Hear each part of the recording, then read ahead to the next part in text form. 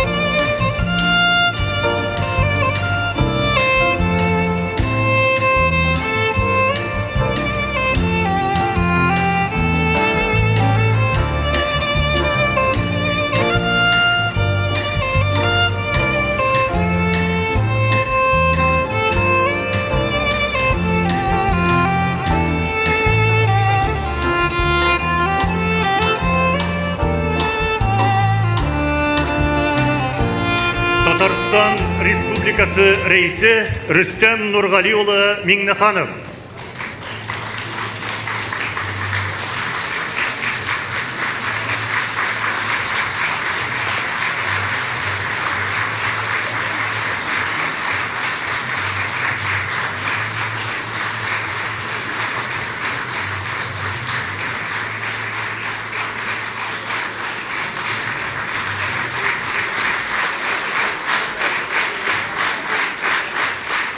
Hayırlı günler barınızda da istenmesiz.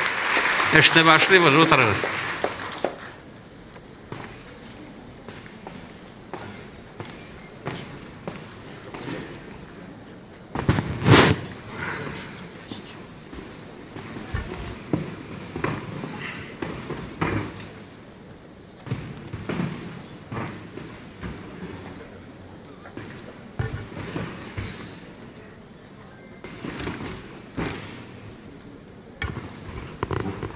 Hayırlı gün, muhterem Rüstem Nurгалиевич, hürmetli президиум, plenar отырышта катнашучылар, барыгызны да мәркәзебез Казанда тәрбия, билим, тел форумында сәламлыйбыз.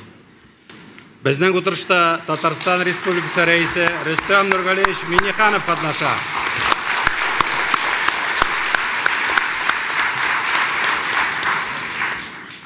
Әлеге форум 2023 елгы Татарстан Республикасы Мәгариф һәм фән хезмәткәрләренең Республика Август киңәшмәсе вакытында Татарстан Республикасы Rüstem Nurгалиевич Minnehanov тарафыннан бирелгән күрсәтмәсе нигезендә һәм 2023 елда укытучылар һәм остазлар елының беренче тапкыр уздырыла.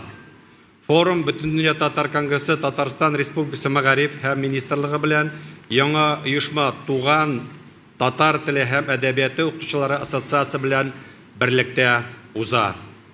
Бүгенге утырышта Россия Федерациясының 30 төбәгеннән һәм Татарстан Республикасыннан 8 татар теле һәм әдәбияты укытучысы, милли мәгариф өчен җаваплы методистлар, татар теле билеме, татар телен һәм әдәбиятын укытучы методикасы өлкәсендәге галимнәр, дәреслек авторлары, иҗтимагый оешмалар җитәкчеләре катнаша. Отырышыбызда Россия Федерациясы Дәүләт Думасы һәм Татарстан Дәүләт Советы депутатлары, хөкүмәт әгъзалары, масса күләм мәгълүмат чаралары вәкилләре дә бар. Пленар утырыш Татар Информ агентлыгының рәсми сайтында турыдан-туры трансляцияләнә. Регламентка килгәндә төп докладны мин сорыйм 10 минут нигезендә, чыгышларны 7 минут белән чикләргә, сорауларыгызны язма рәвештә президиумга тапшыра аласыз. Һәм пленар утырышны 2 сәгать эчендә тәмамларбыз. Бүген инде җәмәгать безнең форумыбызның 3нче көне. Кичә барыбызда Татарстанның Арча муниципаль районы белән чыгып, анда таныштык, бергәләп күп кенә секция һәм тормышта кирәк булган мәгънәви чараларда катнаштык. Һәм инде оештыру дигәндә бик сыйфатлы, бик төпле булды. Шушы форсаттан файдаланып, без инде бөтен шушы форумда катнашучылар исеменнән Арча муниципаль районы башлыгы Илшат Габдулфат улы Нуриев һәм аның бердәм командасына зур рәхмәтләребезне җиткерәбез. Бик зур рәхмәт. Хәзер инде җәмәгать игътибар экранга.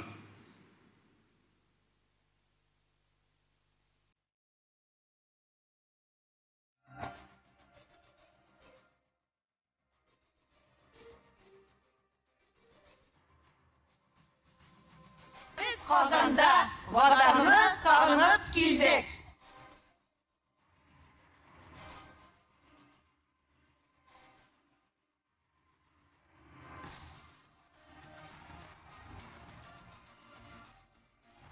Укытучылар һәм остазлар елының иң матур, иң күркәм, иң сыйфатлы һәм эчтәлекле чараларының берсе булып торачак менә шушы форум. Бөтен дөнья татар конгрессы милли шурасы бу елгы елны достаннар елы диде һәм шул форсаттан без рәхәтләнеп укытучыларыбызга идегәй достан уйныйбыз.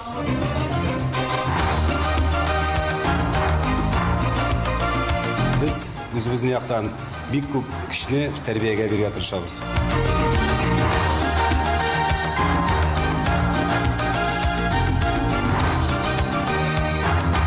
Тәрбия булмаса, әниятиләрдә, гаиләдә тәрбия булмаса, мәктәптә тәрбия булмаса, кая соң алар күрергә тиеш балалар?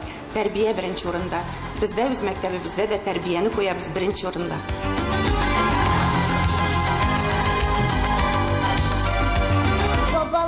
Кем дип сорасагыз, җир кешеләре булган билгеле, сукса тимер изгән, типсә ташны изгән, кирәк икән борган иделне.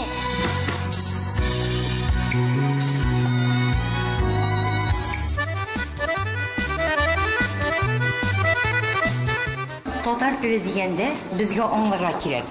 Аның гореф-гадәте дә, аш-суы да, киемнәре дә, моңы да, барысы да татар теленә өйрәтүгә керә.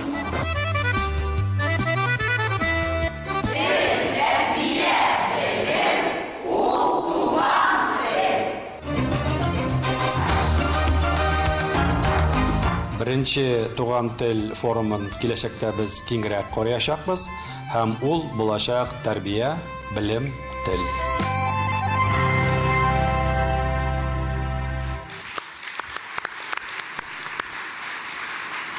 Бүгенге көн кадагында торган төп бурычыбыз милләт баласын тәрбияләү, татарлыкны саклап калу, телне, динне булып калу. Бу максатта ирешүгә татар теле һәм әдәбият укытучыларының әһәмияте гаять зур. Без сезгә киңрәк карыйбыз, чөнки сез милли хәрәкәт вәкилләре, халкыбызны әйдәп баручы көч булып торасыз. Татар теле укытучылары милләт сакчылары булардай татар халкы катламы. Милләт баласын тәрбияу һәм ана телен сеңдерү эш күп кырлы булачак. Монда ата-аналар җәмгыяте, балалар бакчасы, дәрестән соң тәрбия, мәдәният үзәкләре, китапханәләр, Бөтен дөнья татар конгрессының җирле оешма җитәкчеләре, дини тәрбия, дини нәзарәтләр каршында эшләп килүче мәдрәсәләр һәм якшәмбе мәктәпләре. Шундый бердәм эшчәнлек алып барганларына без татар гаиләсен туган тел өйрәнүгә һәм милли тормышка кызыксындыру уятачакбыз. Бу эш үз җимешләрен бирәчәк. 2023 елда Бөтен дөнья татар конгрессы һәм Татарстан Республикасы Мәгариф һәм фән министрлыгы тарафыннан Татар теле һәм әдәбият укытучылары ассоциациясе булдырылды. Күргәнечә, аның максат бурычлары укытучылар белән эшләүдән күпкә киңрәк. Шуңа күрә ассоциация үз эшчәнлеген Бөтен дөнья татар конгрессына таянып алып барыр дип шанабыз һәм бергә эшләячәкбез. Уртак эшебезгә Бөтен дөнья татар конгрессының милли шурасы да зур өлешен кертә. Милли шура әгъзалары менә карасагыз президиумда Татарстан Республикасы Дәүләт Советы рәисе урынбасары Марат Годыш Әхмәтов, Магариф һәм фән министрлыгы Илдур Гарәш Хәҗәтуллин, Мәдәният министрлыгы Ирада Хафизян кызы Аюпова, халык укытучысы Камәрия ханым Хәмидуллин да бу эшләрдә бик актив катнашалар. Заман баласын туган телгә кызыксындыру туры әлбәттә фәнни технологиялар үсеше белән дә бергә бәйле. Бүгенге көндә бу уртак эшебез бары тик заманча технологиялар белән үрелеп барган чакта гына уңышлы булачак. Әлеге юнәлештә без Татарстан Республикасы Фәннәр академиясе белән тагын да ныграк эшләячәкбез. Хәзер җәмәгать сүз Татарстан Республикасы Мәгариф һәм фән министры, Бөтен дөнья татар конгрессының милли шура әгъзасы Хәдиуллин Илсур Гәрәй улына бирелә. Рәхим итегез. Хәерле көн, хөрмәтле Рөстәм Нургалиевич, хөрмәтле президиум, укытучылар, җитәкчеләр, форум кунаклары. Бөек татар шагыйре Хәсән ага Туфан үзенең туган тел турында җырлар исемле шигырендә түбәндәге юлларны яза. И безнең батыр телебез, и безнең гауһар мирас, күпләрне күргән башыңны инде син күтәр бераз. Туган телебезнең 1000 еллык тарихы бар. Ул борынгы һәм һәр яклы үсеш алган телләрнең берсе, һәм бу үсеш әле дә дәвам итә. Берләшкән Милләтләр Оешмасы карары буенча дөньяда яшәүче 40-ка якын төрки телләр арасында туган телебез аралашу теле итеп сайланган. ЮНЕСКО мәгълүматларына килгәндә, татар теле үзенең төзеклеге, формасы, эзлеклеге буенча дөньяда 4-нче, күп яклы һәм киң танылган булуы белән 14-нче урынны алып тора. Югарыда китергән фактлар татар теленең прогрессив үсеш теле булуын исбатлый. Телебезне алда ниләр көтә? Фәнни техник үсеш заманында туган телебезнең дөнья телләре арасында абруен саклап калу өчен ниләр эшләргә кирәк? Глобаль үзгәрешләр үзе белән туган телебез өчен күбрәк мөмкинлекләр дә алып килмәсме? Сүз уңаеннан милләтебез өчен таныш булган җәдитчелек хәрәкәтен искә алу дөрес булыр. 19-нчы йөзнең 2нче яртысы, 20нче йөз башында җәдитчелек күренеш буларак татарларның яңарыш һәм интеллектуаль потенциал үсешенең бердән-бер мөмкин формасын тәшкил итә. Татар теленең үсеше хакында сөйләгәндә, без фақат милләтебез өчен хас булган җәдиди карашларга таянып, заман таләпләренә сизгер булып, үз юлыбызны билгеләргә мәҗбүр. Хәзерге заман татар теле укытучысына зур миссия йөкләнә. Ул алдынгы фикриясе һәм омтылышлар үрнәге буларак, туган телебезнең горур урынын, сафлыгын, төзеклеген сакларга хезмәт итәргә тиеш. Моның өчен бүген киң мөмкинлекләр, заманча шартлар да булдырылган. Федераль закон тарафыннан туган телдә белем алу, Россия халыкларының туган телләрен өйрәнү хукукы белем бирү программаларының мәҗбүри өлешендә калган. Хөрмәтле укытучылар, бүген татар теле укытучысының өстәл китабы кулыгызга керде. Әлеге китапта мөгаллимнәр өчен укыту һәм тәрбия эшендә һәр вакыт кирәк булган мәгълүматлар тупланды. Норматив хукукый документлар исемлеге, федераль дәүләт белем бирү стандартларының төп төшенчәләре, актуаль булган федераль дәреслекләр, тел һәм мәдәният өлкәсенә караган грантлар һәм аларга дәгъва кылучы проектлар әзерләү өчен методик кулланмалар, татар иҗтимагый оешма һәм автономия җитәкчеләренең исемлекләре һәм башкалар. Рәхим итеп файдаланыгыз. Туган телләрне өйрәнү гаризалар нигезендә башкарылуы ата-аналар тарафыннан нигездә кабул ителде. Беренчедән, безгә туган телне өйрәнү өчен конкрет хукукый механизм бирелде. Икенчедән, әти-әниләребезнең аңлы рәвештә ана телен сайлаулары милли узан күрсәткече, милли маркер түгелме соң дигән сорау туа. Милләтпәрвәр дип күкрәк кагасың икән, рәхим итеп гаризаңны яз. Туган теленне сакла, өйрән. Бу юнәлештә ата-аналар белән аңлату, агарту эшләрен алып бару бик мөһим. Әлеге мәсьәлә мәктәпкә йөкләнелде дисәк тә хата булмас. Нәкъ менә Мәгариф оешмасы, аның кеше җитәкчесе һәм тотрыклы мөгаллимнәр составы бу көндәлек һәм зарур эшнең умыртка баганасын тәшкил итә. Билгеле ки, ата-аналар үз балалары өчен сыйфатлы белем һәм тәрбия тели. Мәктәпнең җиһазланганын, мөгаллимнәрнең тәҗрибәлесен сайлый һәм табигый да. Шушы нисбәттән мин, хөрмәтле мәктәп җитәкчеләре һәм укытучыларыбыз, сезгә мөрәҗәгать итәм. Ата-аналар игътибарын сез үз авторитетыгыз белән яулап аласыз. Һәм алар сезнең җитди дәлилләрегезгә колак сала. Бар кешегезне шушы агарту һәм хезмәттәшлек эшенә юллавыгызны сорыйм. Сез моны булдырасыз. Монда үрнәк алырлык мисалларын да китерү урынлы булыр. Төбәкләргә килгәндә, бу Саратов шәһәре милли татар гимназиясе һәм Самар өлкәсенең яктылык мәктәбе коллективлары. Республикабызда дан казанган Шиһабетдин Мәрҗани исемендәге икенче татар гимназиясе, милли тәрбия үрнәге булган Ринат Фәрдиев исемендәге Зәй шәһәренең татар гимназиясе, Мөслим гимназиясе укытучылары командасы һәм башкалар. Мәгълүм булганча, тел өйрәнүнең иң нәтиҗәле һәм ихлас чоры ул балачак дәвре. 6да белгән ана телең 60та онытылмас, ди татар халык мәкале. Теге яки бу телне үзләштерү өчен иң кулай чор ул 6-7 яшькә кадәр. Сөйләм теле формалашу өчен бик шикле вакыт бирелә һәм ул чорны инкар итү киләчәктә бала өчен өстәмә авырлыклар тудырырга мөмкин. Өстәвенә тәрбия һәм укытуга килгәндә без бер-беребезне гаепләп, әлеге мәсьәләне катлауландыра төшерәбез. Балалар бакчасы ата-аналарны гаепли, мәктәп укытучысы тәрбиячегә ишарә ясый. Баланың туган телне камил белмәвендә ата-ананы гына гаепләү дөрес түгел. Бу ишракта гаилә, балалар бакчасы, мәктәп эш формуласы бер бөтен һәм бердәм эшчәнлекне тәшкил итәргә тиеш. Әлеге эшкә керешү өчен күркәм эшләү моделе дә бар. Бүгенге көндә Казан шәһәренең татар телендә тәрбия һәм белем бирүче 209-нчы балалар бакчасы һәм 1-нче татар гимназиясе арасында югарыда әйтелгән хезмәттәшлек гамәлгә куелган һәм анда ата-аналарның роле дә гаять зур. Туган телләрне үзләштерүдә мәктәп чоры иң җаваплы чор.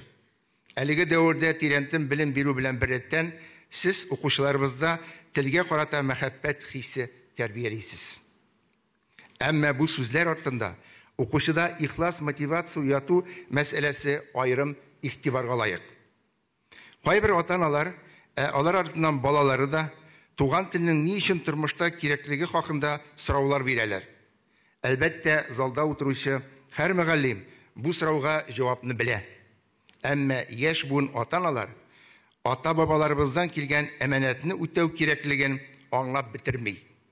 Алар фәкать туган телне өйрәнү үз баласына нинди өстенлек бирә дигән сорау белән генә кызыксына.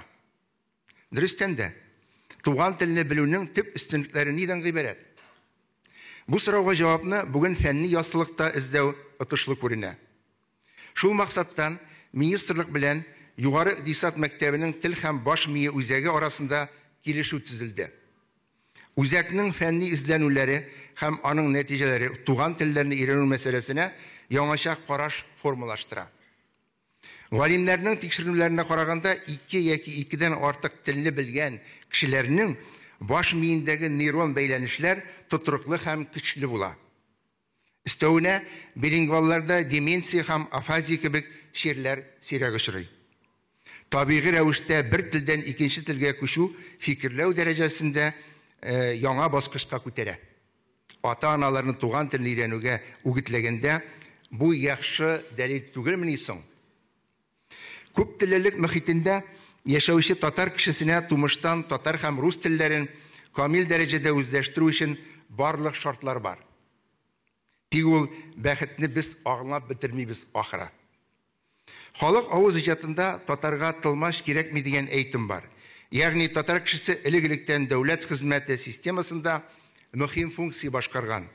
Ул телләр белүе нигезендә Россияны төрки дөнья белән бәйләп торган. Вакыт тормыш циклларына бәйле. Ягъни вакыйгалар һәм күренешләр, дәврләр узу белән кабатланырга мөмкин. Моны тарих битләрендә ассызыклый. Совет чорында көнбатыш илләре тарафыннан ватаныбызга карата формалашкан тискәре караш, хәтта нәфрәт, соңгы елларда тагы да кискенләшә төшеп, илебезгә сәяси һәм икътисади сынаулар әзерли. Әлеге чорда илебезнең суверен икътисадын төзү процессы иң элек төрки дөнья белән тыгыз бәйләнешләрдә чагылды. Бу юнәлештә Татарстаныбыз мөһим рольне башкара. Шушы алдынгы хәрәкәттә туган телен һәм башка телләрне белгән яңа буын вәкилен тәрбияләү, аларның киләчәктә туган ватанына хезмәт итү бурычын ассызыклау безнең уртак эшебез.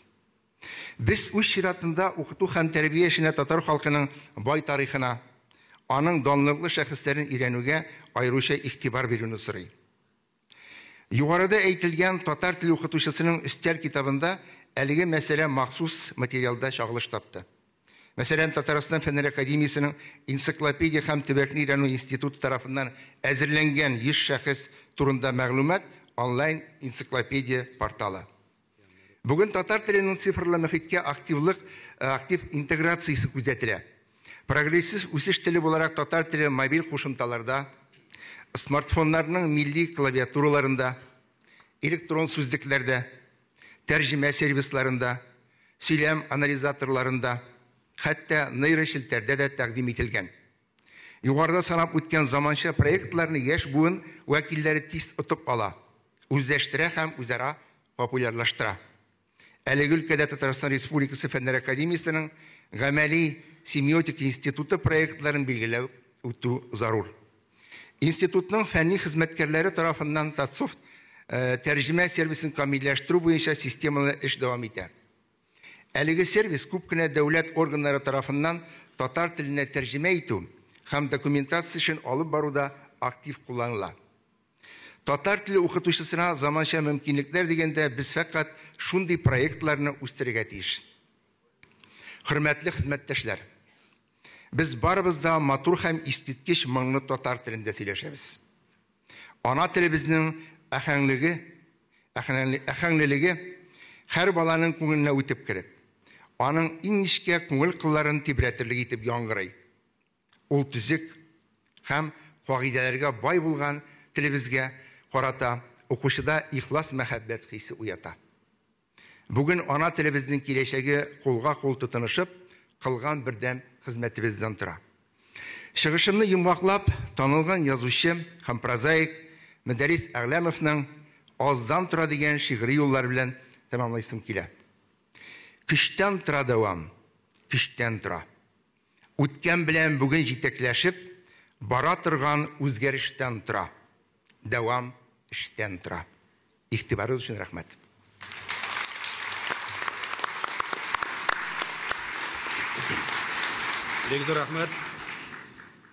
Бик зур рәхмәт, Исур Гәрәевич.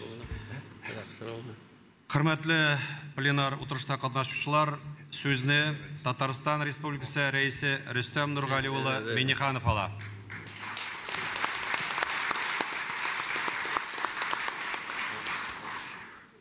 Яңадан бер кат һәммәгезне сәламлыйм. Әлбәттә, менә мондый җыеннар безгә бик кирәк.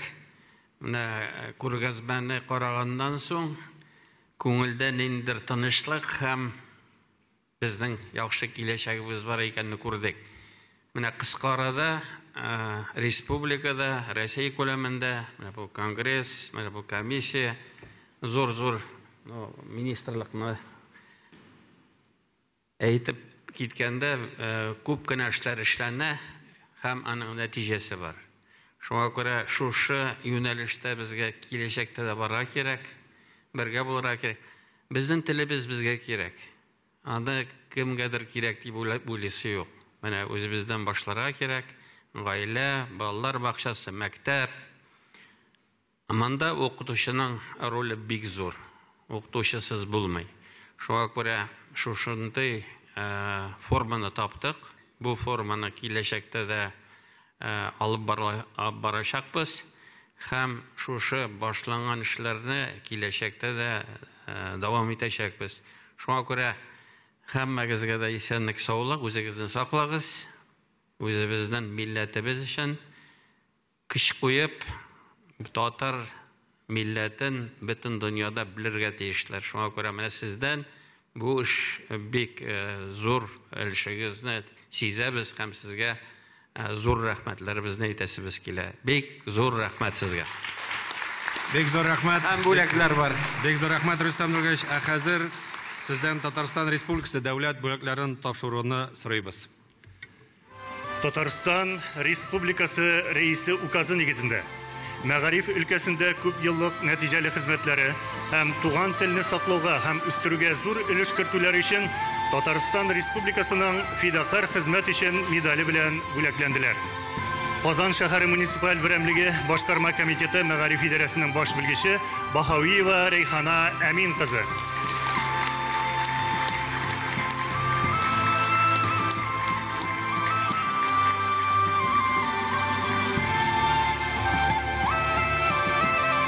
Чувашстан Республикасы Комсомол муниципаль округының Тукай урта гомуми белем бирү мәктәбе директоры Зарипов Наил Сабирҗан улы.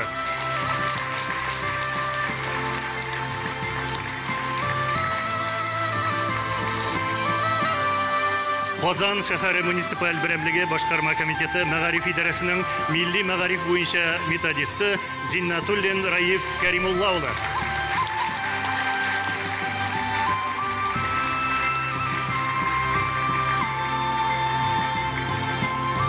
Төмән өлкәсе Тобольск шәһәренең 15-нче номерлы урта гомуми белем бирү мәктәбе директоры Хисматуллин Сәйид Заир улы.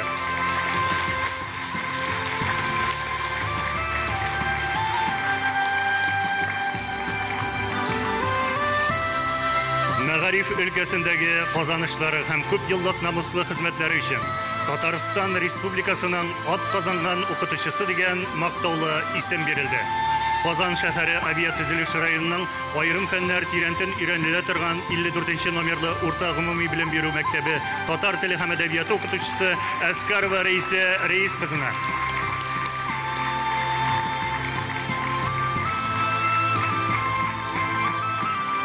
Татарстан Республикасы Теләче районының Баландыш төп гомуми белем бирү мәктәбе татар теле һәм әдәбияты укытучысы Зәйнуллина Рушания Хаким кызына.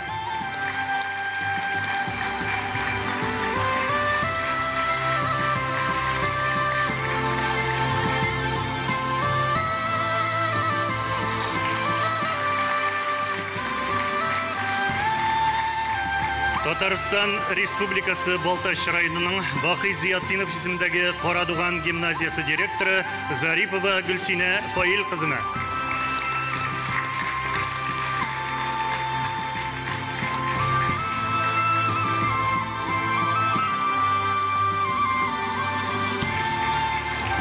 Татарстан Республикасы Түбән Кама районы 32-нче номерлы гимназиясының татар теле һәм әдәбияты укытучысы Мәсәлимова Мәүлия Минвәли кызына.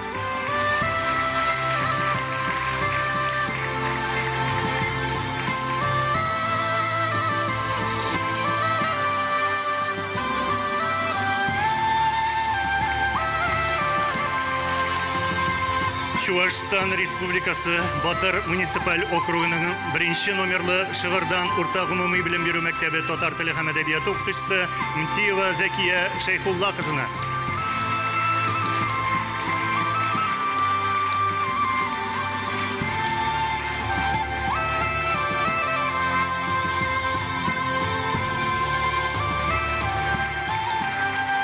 Саратов шәһәренең Советлар Союзы герое Гаяз Рамаев исемендәге милли татар гимназиясы татар теле һәм әдәбияты укытучысы Насирова Идалия Сәгыйд кызына.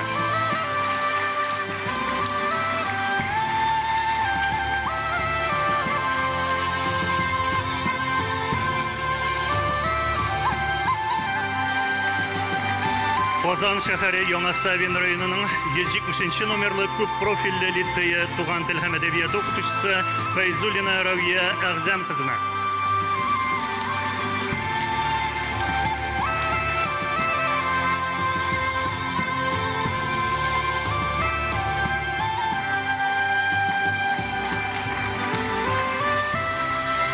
Татарстан Республикасы рәисе буйрыгы нигезендә мәгариф өлкәсендәге казанышлары һәм күп еллык намуслы хезмәтләре өчен Татарстан Республикасы рәисенең рәхмәте белдерелде. Самара шәһәр округының аерым фәннәр тирәнтен өйрәнелә торган яктылык мәктәбе директоры Газизов Радик Рәфкат улына.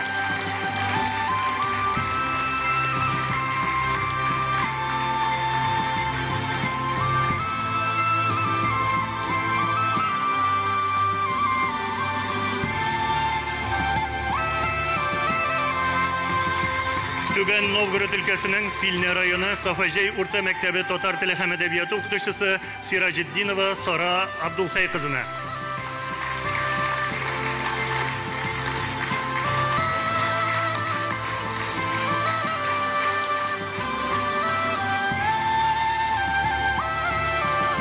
Ульяновск өлкәсе Николаевка районы муниципаль берәмлегенең зур ширекле урта мәктәбе туган татар тел һәм әдәбият укытучысы Яһудина Нәсиха Рафат кызына.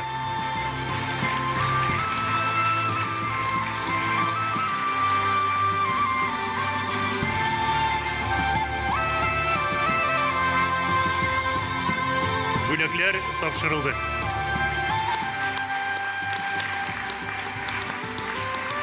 Җәмәгать әйдәгез тагын бер кат безнең бүләкләр алган хезмәттәшләрне котлыйк, аларга исәнлек, саулык теләп алкышлар сезгә. Мөхтәрәм Рөстәм Нургалиев, сез һәр вакытта да безнең бөтен проектларны хуплыйсыз, ярдәм итәсез. Шуңа күрә сезгә менә безнең делегатлар исеменнән, татар халкы исеменнән шундый зур рәхмәт. Сезгә исәнлек, саулык, Аллаһ насыйп итсен, озак итеп эшләргә. Бик зур рәхмәт сезгә.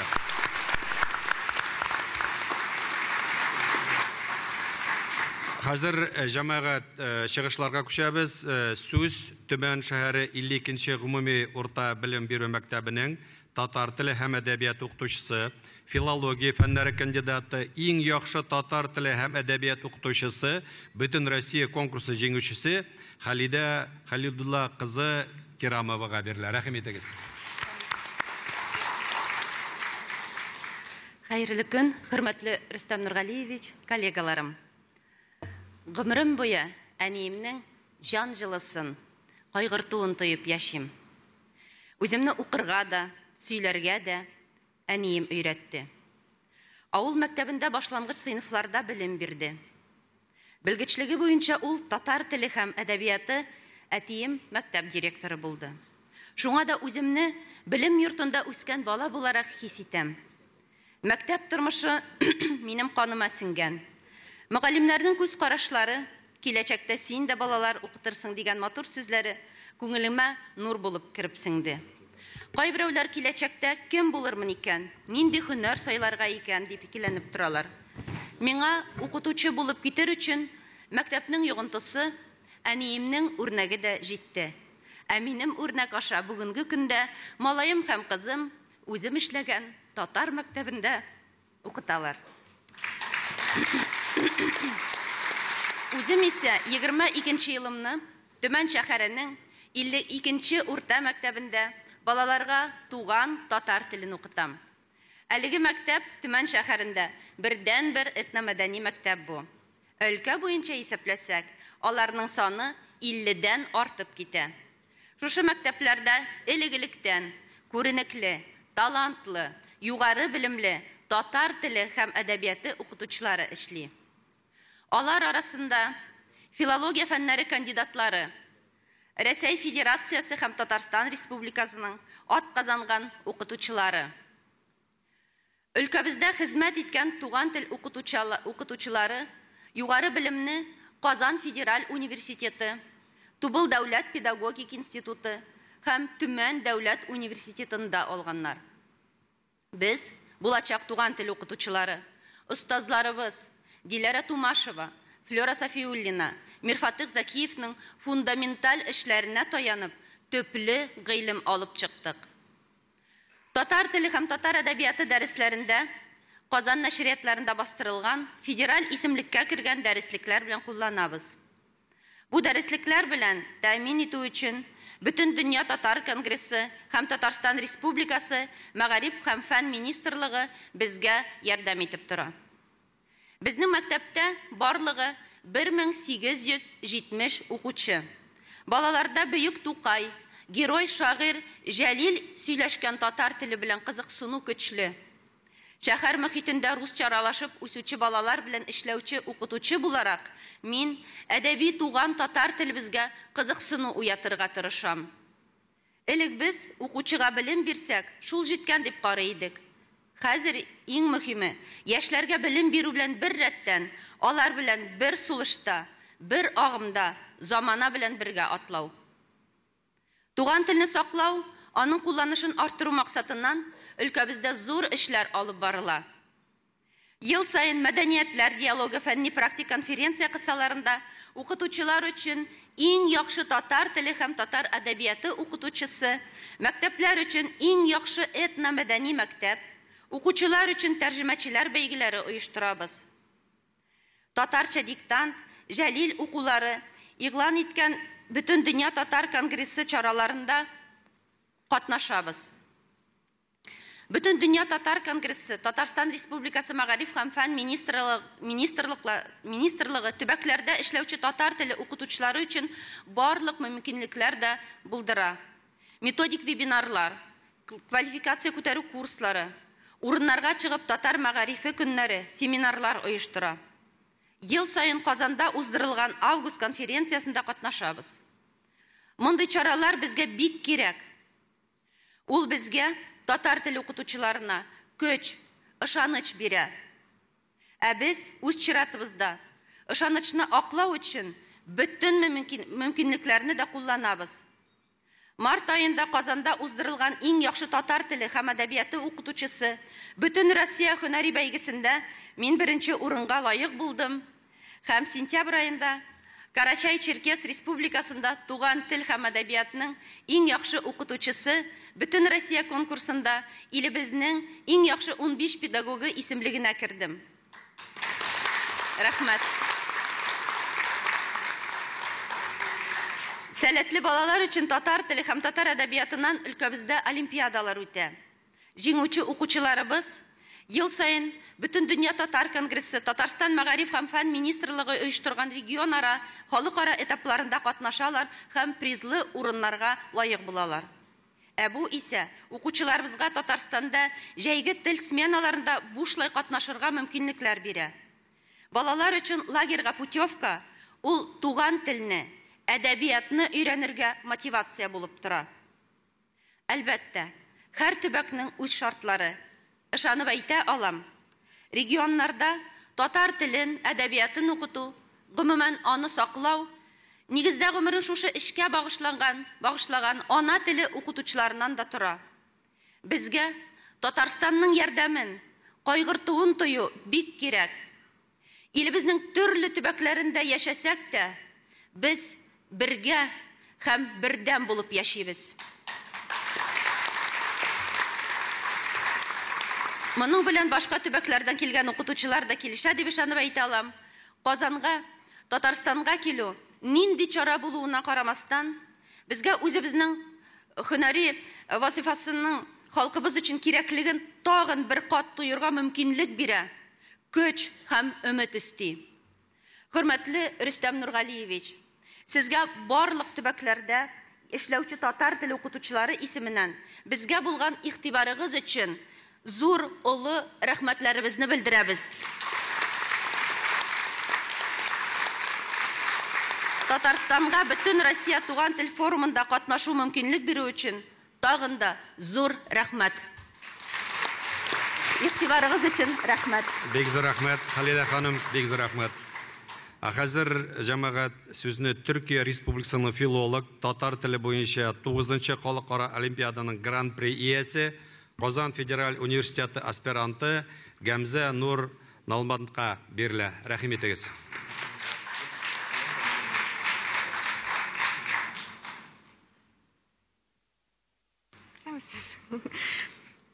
Исәмсез. Мин Гәмзә. Мин узган елны халыкара татар теле олимпиадасының гран-при иясе. Hürmetli reisimiz Rüstem Minnixanov. Uyluyum ki sizni kürü Tatar dünyasını yaratkan her kişi için matır bir hıyal. Benim için de şolaydı. Hem bugün benim için bik mühim. Sizni kürüme bik şatmın. Başta şunday olimpiyadalar uyuşturganınız için sizge hem Magarif Ministerliğine zur rahmetler. Şitil kişilerinin Tataristan'la hem Kazanlı kilip kürübüzge mümkünlik biresiz. Min bik uzun yıllar hıyal etken Kazanlı uzgan yılını birinci tapkır sizlerinin arkasında kurdum.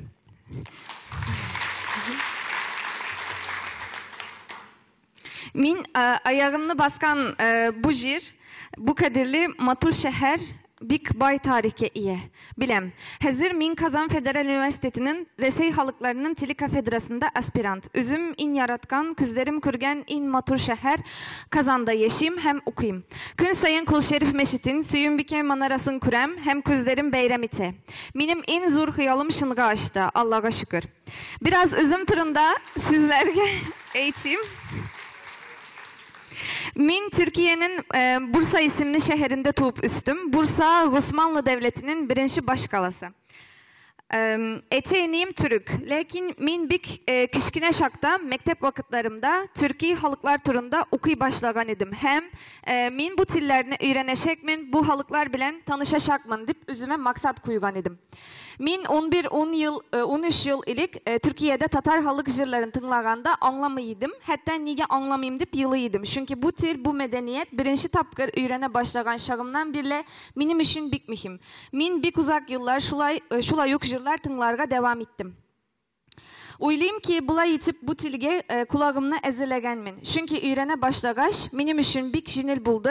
Hem min bütün yüreğim bilen yaratkan Tatar tilin bik jinil öğrendim. 2019 yılını İstanbul Üniversitesi'nin Türk Dili hem Edebiyatı Kafedrası'nın kızıl diplom bilen tamamladım. 2017 yılını Kazakistan'ın Türkistan isimli şehrinde Ahmet Yesevi Üniversitesi'nde Kazak dili boyunca birinci buldum. Anları son 2018 yılını üniversitenin songu yılında programa bilen Kazakistan'ın Almatı şehrine Alfarabi Kazak Milli Üniversitesi'ne okurga bardım.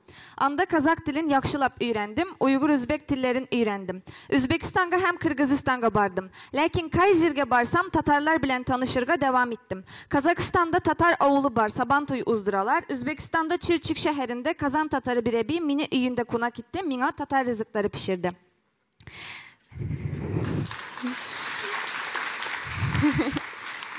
Hem min her kaşan bu yaklarga kilip sizin halkagız bilen tanışı hıyalı bilen yaşadım. Kazakistan'dan sonra Türkiye'ye kayıttım. Hem magistraturada okudum. Uzan yılına olimpiyada üçün bu yaklarga kilgende disertasiya tamamını taptım. Hem bu yılını yaklap hıyallarımga kanat taşıp Türkiye'deki Resey Federasyası Medeniyet Ministerliği grantı bilen küpten birle minukurga tilegen kıfuga aspirant bulup kildim. Türkçe tuğan tilim, Tatarşa, Kazakça, Üzbekçe, Uygurca, İngilizce söyleşe alam, Rusçanı hem hazır öğrenem, B2 derecesinde bilem. Hem 8 yıl buldu, min Türk tilin üretem. Minim 4600'den küp studentim buldu. Tatar, Kazak, Üzbek, Uygur, Rus, Başkurt studentlerim buldu. Taşkent Devlet Üniversitesi'nin studentlerine hem online Türkçe okuttum. Bütün Türkiye halıklarının arasında üzümlü bir grekte Tatarlarga yakın hisitem. Tatarlarına bütün yüreğim bilen bik yaratam. Sizler benim için bik mühimsiz.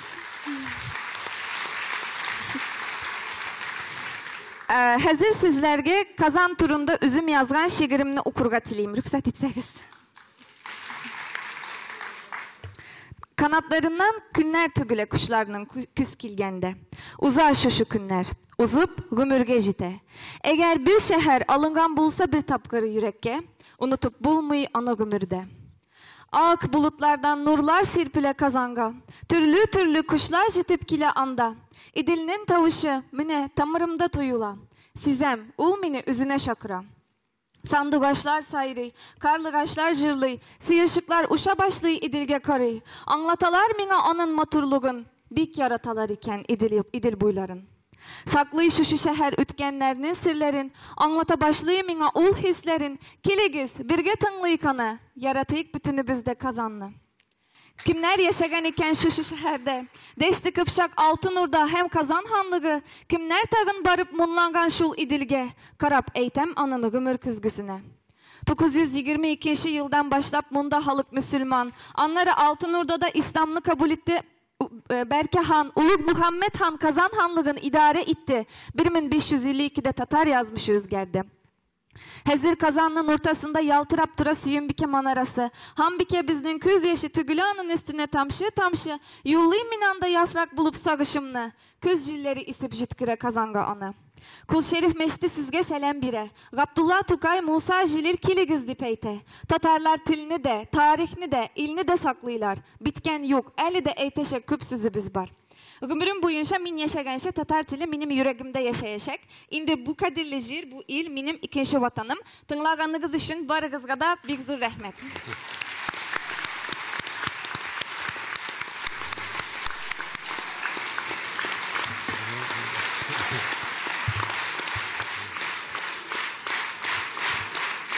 Бик зур рәхмәт. Бик зур рәхмәт. Гамза Туташ менә татар халкын шулай яратып, үзебезнең телне өйрәнеп, өйрәтергә тырышугыз һәм инде безнең шушы мәнбәргә чыгып, татар милли киемен киеп, безнең калфаклар белән бу безнең өчен зур горурлык, сезгә зур рәхмәт. Зур рәхмәт сезгә. Әгәр дә инде җәмәгать Гамза Турциyaдан булса, без хәзер Япониягә күчәбез һәм татар теленең Япониядә ничек өйрәнәләр, ничек өйрәтүләр турында Токио университетының татар һәм төрки телләре укытучысы, татар теле буенча 2нче халыкара олимпиаданың гран-при иясе, татар теле дәресләре авторы Юто Ишияма һәм Япония Милли университетының татар һәм төрки телләре укытучысы, татар теле буенча 3нче халыкара олимпиаданың гран-при иясе, татар теле дәресләре авторы Мизуки Накамура җибәргән видео язмага игътибар итик. Istemesiz, hurmatlı Tataristan Respublikası Reisi Rustam Abay Minnihanov, hurmatlı forum katnaşuvchiları, Tatar dünyasının barrak dostları, Yurak Yaponiyadan qo'ynar salam. Men Mizuki Sakurama Nakamura 5-chi Xalqaro Tatar Tili Olimpiadasi jinno'chisi bo'laman. Bugun men tug'an shahrimdagi universitetda o'qim o'qituvchisi bo'lib ishlayman. Xayrli kun, hurmatli Rustam Nurg'aliyevich, hurmatli forumda qatnashuvchilar. Men Yuto Ishiyama, Tatar tili bo'yicha 2-chi Xalqaro Olimpiada jinno'chisi bo'laman.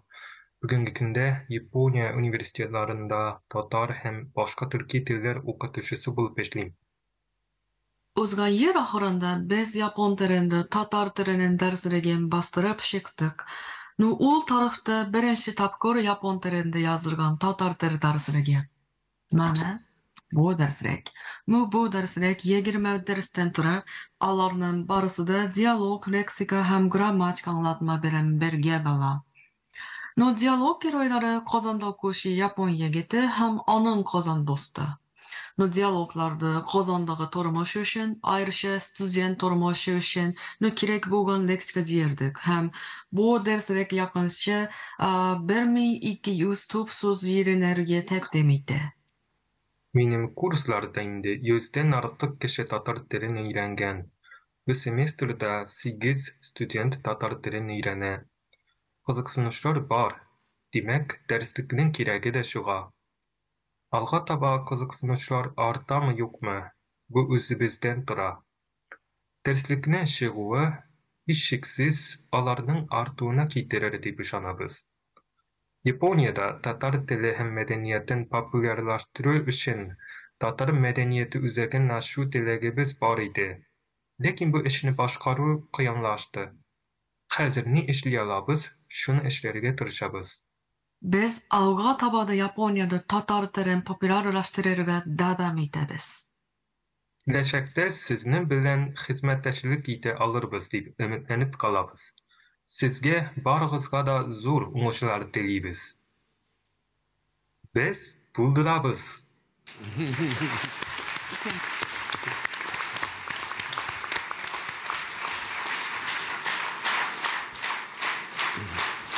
Бик зур рәхмәт.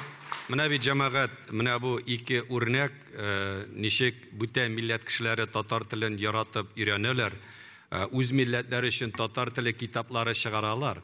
Менә бу безнең татар халкы өчен, безнең милләттәшләр өчен шундый зур үрнәк.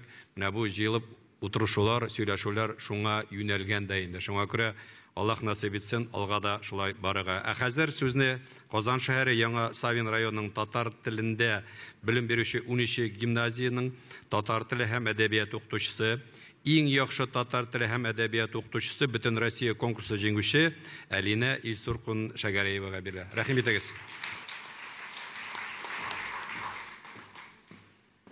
Хәерле көн, хөрмәтле Рөстәм Нургалиевич, хөрмәтле президиум, җитәкчеләр, мөгаллимнәр, форум кунаклары. Әлеге чыгышымда мин заманча туган тел укытучысы дигән темага тукталырмын. Без бүгенге көндә глобаль мөмкинлекләр чорында яшибез. Туган тел укытучысы да шушы шартларга яраклашып, үз һөнәрендә алдынгылар сафында булырга тиеш.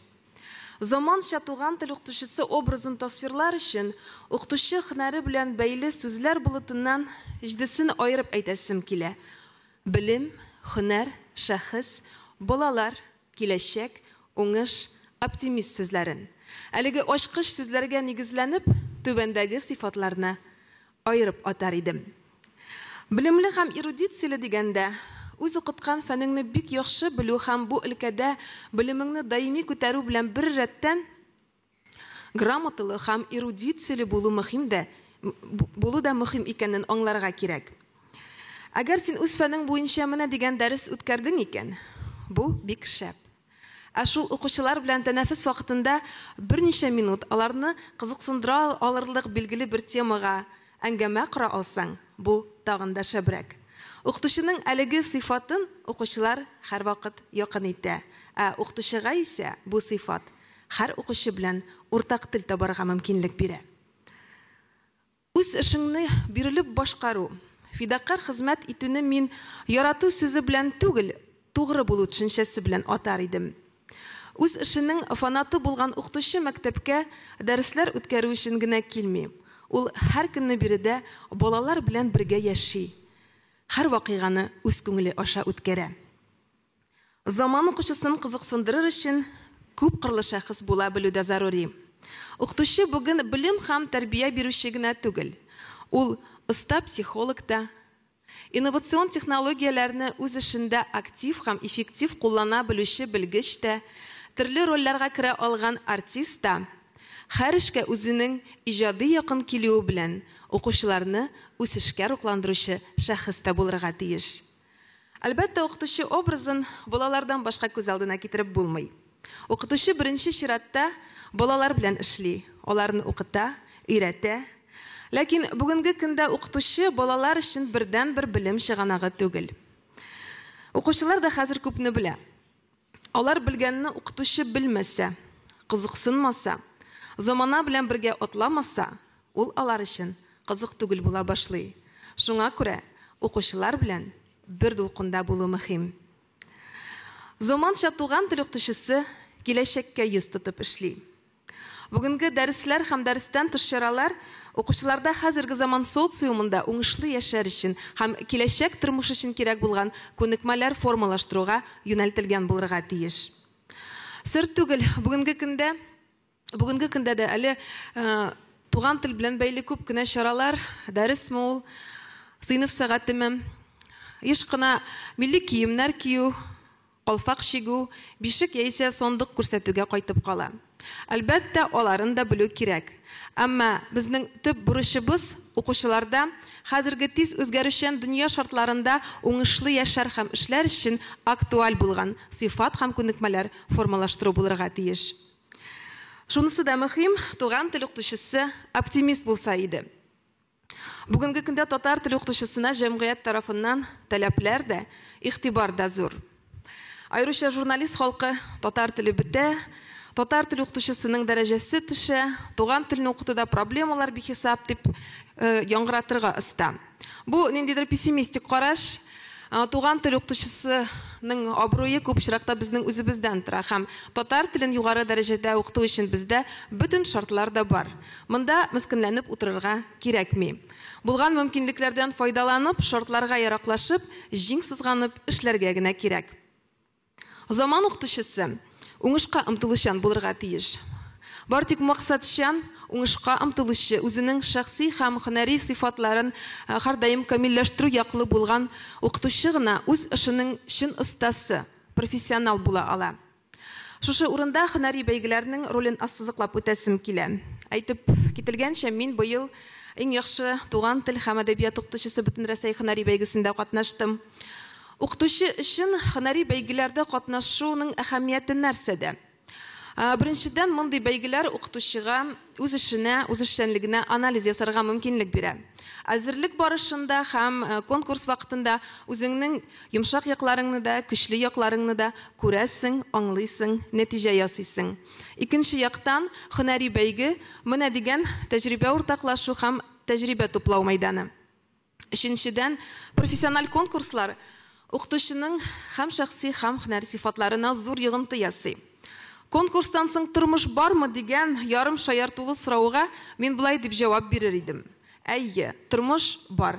Ләкин бу инде гомумән башка тормыш. Бәйге һәр яктан чыныктыра, үстерә, камилләшергә этәргеч бирә. Шунысы куанычлы, без быел иң яхшы туган тел һәм әдәбият укытучысы бөтен Рәсәй һөнәри бәйгесендә илебезнең төрле төбәкләреннән килгән 72 конкурсант арасында татар телен республикабызны, баш калабызны бик югары дәрәҗәдә тәкъдим итә алдык.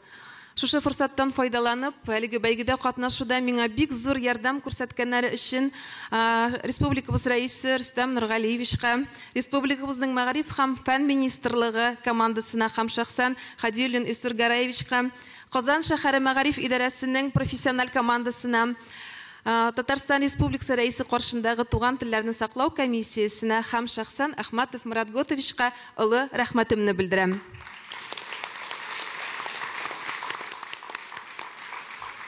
Барчабызга да сәламәтлек, һәрбер безгә хезмәтебездә уңышлар телим, игътибарыгыз өчен рәхмәт. Бик зур рәхмәт, Алина ханым, бик зур рәхмәт сезгә. Менә җәмәгать без теге өлкәләр дигәндә һәр вакытта да әйтәбез инде, Әчтәрек өлкәсендә бездә 60 меңнән артык татар яши. Анда безнең күп санлы мәктәпләребез бар.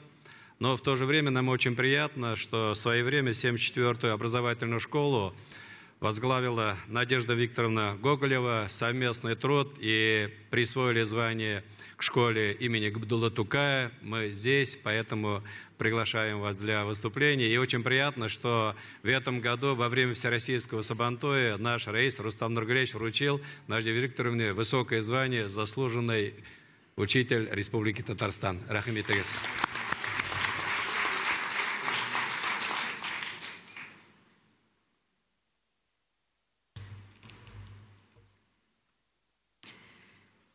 Доброе утро, уважаемые россияне. Доброе утро, друзья, коллеги. Доброе утро, уважаемый президиум. Я очень благодарна, что имею возможность стоять на этой сцене, что принимать участие в таком значимом форуме педагогической общественности. Спасибо за это.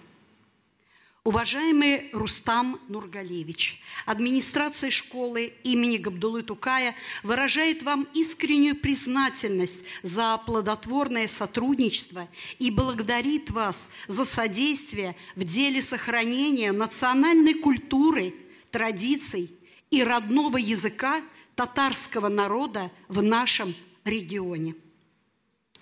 В 1926 году наша школа была основана в месте компактного проживания татар как национальная начальная школа. В 2026 году школа будет праздновать 100-летний юбилей со дня ее основания. Школа имени Габдуллы Тукая ведет плодотворную работу в деле сохранения историко-культурного наследия татарского народа, как одного из самых многочисленных народов нашего региона. В апреле 2013 года в сквере, расположенного рядом со школой, был установлен памятник великому татарскому поэту, подаренный Республикой Татарстан Габдуллы Тукая. Габдулла Тукай прожил всего 27 лет, но за это время оставил такое богатое культурное наследие, что до сих пор он считается самым великим татарским поэтом. В 1911 году Габдулла Тукай целый месяц жил в Астрахани. По приглашению друга журналиста Сайгыта Рамиева, теперь улица, где стоит дом Рамиева, также носит имя великого поэта. Именно в этом районе и стоит здание нашей школы. В 2013 году осенью председатель Общества национальной татарской культуры «Дуслык» Алмаев Анвер Ибрагимович вышел ко мне с инициативой поддержать присвоение школе имени великого поэта.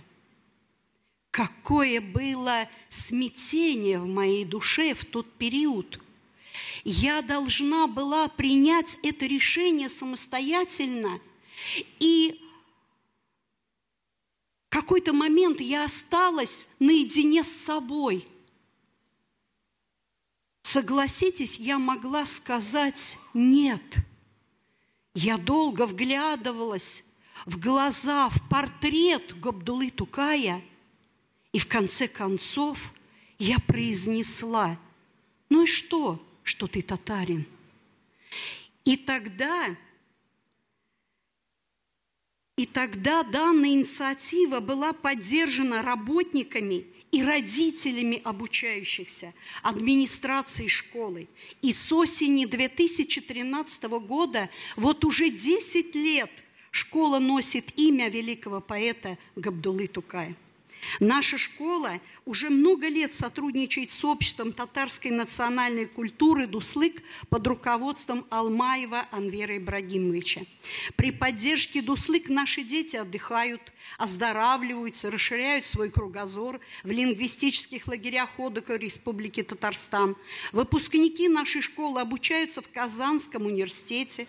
На базе школы проводятся различные открытые мероприятия, фестивали, конкурсы, концерты, семинары с целью сохранения и развития национального народного творчества и пропаганды культурного наследия и традиций народов, проживающих на территории Астраханской области. Школа имени Габдуллы Тукая является площадкой проведения всемирной акции «Татарча диктант» в городе Астрахани. Педагоги и ученики школы являются участниками и победителями многих международных и всероссийских конкурсов, смотров, фестивалей. Благодаря помощи Республики Татарстан, личному содействию Рустама Нургалиевича как главы Татарстана, школа пополняется учебниками татарского языка, интерактивным оборудованием. В 2017 году школе был подарен автомобиль Ford Transit для перевозки обучающихся. В 2020 году Фондом поддержки социальных проектов города Казань школе был подарен памятник, бюст татарского поэта Габдуллы Тукая. Бюст Габдуллы Тукая установлен на территории школьного двора и был торжественно открыт в феврале 2021 года. В церемонии открытия приняла участие делегация Республики Татарстана во главе с заместителем премьер-министра Татарстана, председателем Национального совета Всемирного конгресса татар Василием Гаязовичем Шейхразиевым. Этот бюст изготовлен скульптором из города Саратова по фотографии 17-летнего Габдуллы Тукая. Мимо памятника бюста невозможно пройти, не обратив внимания. Освещенный светом в вечернее время он виден издалека. Тукай, он рядом, он с нами, молодой, полный сил. И этот возраст схож с возрастом учеников-старшеклассников. Его взор устремлен на школу. Живая, молодая детская энергетика постоянно вокруг. Пользуясь случаем, я хотела бы выразить искреннюю признательность за плодотворное сотрудничество и благодарность, уважаемый Василий Гаязович, за деятельное участие в решении некоторых из многочисленных проблем нашего образовательного учреждения. Трудно не оценить ваш вклад в дело сохранения национальной культуры, традиций татарского народа и его родного языка, укрепление взаимосвязи между территориальными, национально-культурными регионами компактного проживания татар. Интерес к татарской культуре, татарскому языку значительно вырос в последнее время, причем не только у людей, для кого эта тема является родной по рождению, но и людей других национальностей. Я русская по национальности, но став директором образовательного учреждения в 2002 году, я не разрушила и сохранила и приумножила то, что был изначально заложен при создании школы. с огромным энтузиазмом начала продвигать идею преподавания татарского языка в рамках учебного плана, внеурочной деятельности, в рамках дополнительного образования. С 2015-16 учебного года в школе введено преподавание татарского языка в отдельных классах школы. В настоящее время учебный предмет татарский язык изучается с 1 по 9 класс. По 1 часу во внеурочной деятельности 530 обучающихся и дополнительно в классах по учебному плану 404 учащихся. На протяжении уже 10 лет ежегодно при формировании первых классов открываются 2 класса в параллели с изучением татарского языка. Подбор кадров осуществляется таким образом, чтобы у родителей было желание учиться у данного педагога. Это учителя начальной школы с высшей категорией, с большим опытом и авторитетом. В этих классах обучаются дети разных национальностей, так как при формировании контингента учащихся не берется во внимание национальность, а только желание родителей обучать детей в разных классах и изучать татарский язык. Дети с удовольствием изучают татарский язык как язык народов России. Родители воспринимают татарский язык как один из предметов учебного плана. Преподавание предмета татарский язык ведут 4 учителя татарского языка, имеющие соответствующий диплом и владеющие методикой преподавания данного предмета. 2 из этих педагогов имеют высокое звание «Заслуженный учитель Республики Татарстан». Они находятся в зале, и одна из них находится в президиуме. Это Эсенбаева Наиля Исламовна и Валеева Гульфия Анасовна. В 2023 году некоторые выпускники 9 классов впервые получили аттестат об основном общем образовании с указанием учебного предмета «Татарский язык». Наша школа пользуется большой популярностью у жителей микрорайона, в том числе и благодаря тому, что в школе преподается татарский язык. Из года в год количество обучающихся увеличивается. В настоящее время в школе обучается более 1550 обучающихся. Перед нашим образовательным учреждением поставлена цель воспитания молодого поколения в духе гордости за богатое наследие нашего многонационального государства. Сохранение культуры, традиций и языка татарского народа – наша общая задача. Школа имени Габдуллы Тукая ведет плодотворную работу в деле сохранения историко-культурного наследия татарского народа как одного из самых многочисленных народов нашего региона. Пользуясь случаем, хочу выразить благодарность руководству республики, Рустаму Нургалиевичу, Василию Гаязовичу за уважение, за дружбу, за любовь, за признание моей работы и за высокую оценку моего труда, так как на федеральном Сабантуе в мае 2023 года из рук главы РАИС Республики Татарстан была вручена мне высокая награда «Заслуженный учитель Республики Татарстан». Большое вам за это спасибо. Национальная доктрина образования в Российской Федерации ставит целью развитие у детей чувства патриотизма и гордости за Отечество, развитие культуры межэтнических и межнациональных отношений, их гармонизации. Наша общая задача – сохранить культуру и традиции каждого народа нашего государства. Реализовать задуманное мы сможем только вместе. От каждого из нас зависит наше будущее. Мы вместе, без Берге. Спасибо большое, Надежда Викторовна. Огромное вам спасибо. Спасибо. Удачи. Хармарлы жамағат, Рустам Нургалиевичтің уақыты қысым болса да ұзақ бізде болды. Бек зор рахмат айтып, екінші шараға Кузгалар. Biz işine devam etemiz.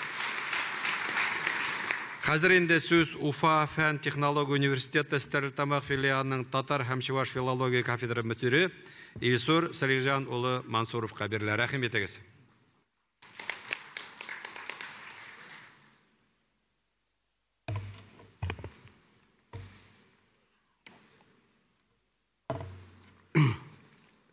Hürmetli millettaşlar, kollegalar, оқытушы абый апалар, muhterem prezidium. Соңғы елларда югары оқу йортының 3-нче миссиясе деген проектлар актуальләште. Аңлашыла ки университетларның беренче һәм икенче миссияләре ул белем бирү фәнне үстерү. Югары мәктәпнең 3-нче миссиясе дип университетларның җәмгыять белән бәйләнешен, илнең һәм иң беренче нәүбәттә төбәкнең үсешен, алгарышын тәэмин итүдәге социаль җаваплылыгын күзаллана. Моның иң мөһим юнәлешләре буларак милли мәдәни, мәгариф һәм социаль проектларны тормышка ашыру дип санала. Тарихтан мәгълүм булуынча 19-нчы гасырда һәм 20-нчы гасыр башында милләтебез үсешен, яңарышын Мөхәммәдия, Күлбуе, Ишбубый, Хөсәйния, Галия, Стәрлебаш һәм башка бик күп мәдрәсәләр тәэмин итте. Нәкъ менә шул мәдрәсәләрдә татар көндәлек матбугаты, театры, музыка сәнгате үзенә юл алды. Әдәбиятыбыз яңа югарылыкка күтәрелде. Илебезнең теләсә нинди төбәгенең тарихына күз салсак, әлеге җирлекнең социаль-икътисади, мәдәни һәм мәгърифәти үсеше турыдан-туры профессиональ белем бирүче уку йортлары ачылуга бәйле. Башкортстан Республикасының Стәрлетамак шәһәрендә үткән гасырның 40-нчы елларында укытучылар әзерләүче институт буларак ачылган безнең уку йортында 93-нчы елда татар теле һәм әдәбияты белгечләре әзерләнә башлады. 97-нчы елда ул әлеге уку йортында татар һәм чуваш филологиясе кафедрасы ачылды. Ул вакытта уку йорты Стәрлетамак дәүләт педагогия институты дип атала иде. Бүген без Уфа фән һәм технологияләр университетының Стәрлетамак филиалы буларак эшлибез. Башкортстан Республикасында 3 кафедра югары уку йортларында әлеге уку йортлары Башкортстанның милли мәдәни фәнни методик үзәге буларак эшли. Без үзебез татар һәм чуваш телләрен, әдәбиятларын, фольклорын пропагандалау һәм үстерү буенча шактый эшләр башкара алабыз. 25 елдан артык эшләү барышында милли белгечләр әзерләү төрле чорлар кичерде. Зур нәтиҗәләр белән эшләү дәврләре дә булды. Мин аларны санап тормыйм. Тик соңгы чордагы мәгариф өлкәсендә үзгәрешләр безгә дә йогынты ясамый калмады. Милли телләр укытуның билгеле дәрәҗәдә азаюы, билгеле ки эш базарының тараюына китерде. Димәк, милли бүлекләрдә укырга теләүчеләр элекке еллардагы кебек түгел. Шунысын да әстәргә кирәк, әле бу төркемнәрне җыюда бик кыенлык белән бара. Моның өчен укытучыларыбызның зур тырышлыгы сорала. Бу юнәлештә проблемалар бик күп. Шунысы шундый парадокс килеп чыга. Төбәк укытучыларына фәнни методик ярдәм күрсәтәбез, конкурс бәйгеләр оештырабыз, студентларны фәнни иҗади яктан үстерәбез, имидж өчен төрле заманча чаралар оештырабыз, әмма абитуриентлар һаман да чиратта тормый. Безнеңчә татар теле әдәбияты бүлекләрен саклау, аларга татар студентлар җыю, югары уку йортлары укытучыларының шәхси эше булып кына калып бирә. Хәтта кай вакыт милли мәсьәләләр белән шөгыльләнүче иҗтимагый оешмалар да, җирле җитәкчеләре дә бу мәсьәләдән читләшә. Тагын бер мәсьәләне игътибар итәсем килә. Төбәкләрдән Казан югары уку йортларына бик күп яшьләребез китә. Әйе, бу бик беренче карашка бик яхшы күренеш. Әмма халыкның акыллы сүзе бар, таяк ике башлы. Казанга килгән яшьләребез туган якларына әйләнеп кайтырмы? Төбәкләрдәге милли мәгарифне, мәдәниятне кем саклар һәм кем үстерер? Төбәкләрдәге милли белгечлек әзерләү буенча зур кыенлыкларга дучар булганын белеп торасыз. Тубыл, Төмән, Ульян, Оренбург, Ижевск, Бөрле, Мәскәү шәһәрләрендә ачылып ябылган бүлекләрнең язмышы моны бик ачык күрсәтә. Башкортстан уку йортлары бу юнәлештә тырышлык салып килә, тик алда әйтеп үткән проблемалар шишелмичә кала. Hürmetli Tatar tili okutuşuları, milli hareket vekilleri, yukarı oku yurtları sizin yardımınızga bik muhtaç. Kileşek bugün tuğan til okutuşuları hazırlöde birgelep işlev bik mühim. Bugün indi mekteplerde okutuşular jitmi.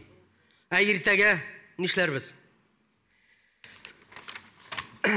Gümmen olganda Başkırstan oku yurtlarının barısında da Tatar tili hem edebiyatı boyunca bilgiçler hazırlöv için şartlar tuğdırılgan. Vuz, Respublika Jitekçiligi kafedralar işenligine oңай münasebette. Alarının materyal teknik bazısını yakşırtuğa, studentlarga şartlar tuğduruğa, fenni pedagogik kadrlarını saklap kaluğa, büdjet orunların buluğa mümkün bulganın barısında işliler. Tip problema yukarıda aytıp ötüldüğünde. Aytkanda Milli Şura Reisi Vasil Efendi Staritamaq şehrine kilip bizning oku yurtu hem kafedra şenligi bilen tanışu mümkünligi buldu. Anın bu seferi zor ahamiyatga ega edi. Kafedranın şenligine şunday zor ixtibar berilüğü, yukarı oku yurtu jitekçiligi kollektiv aldında mertebe buldu. Bizge işlew için zor güç hem dert istedi.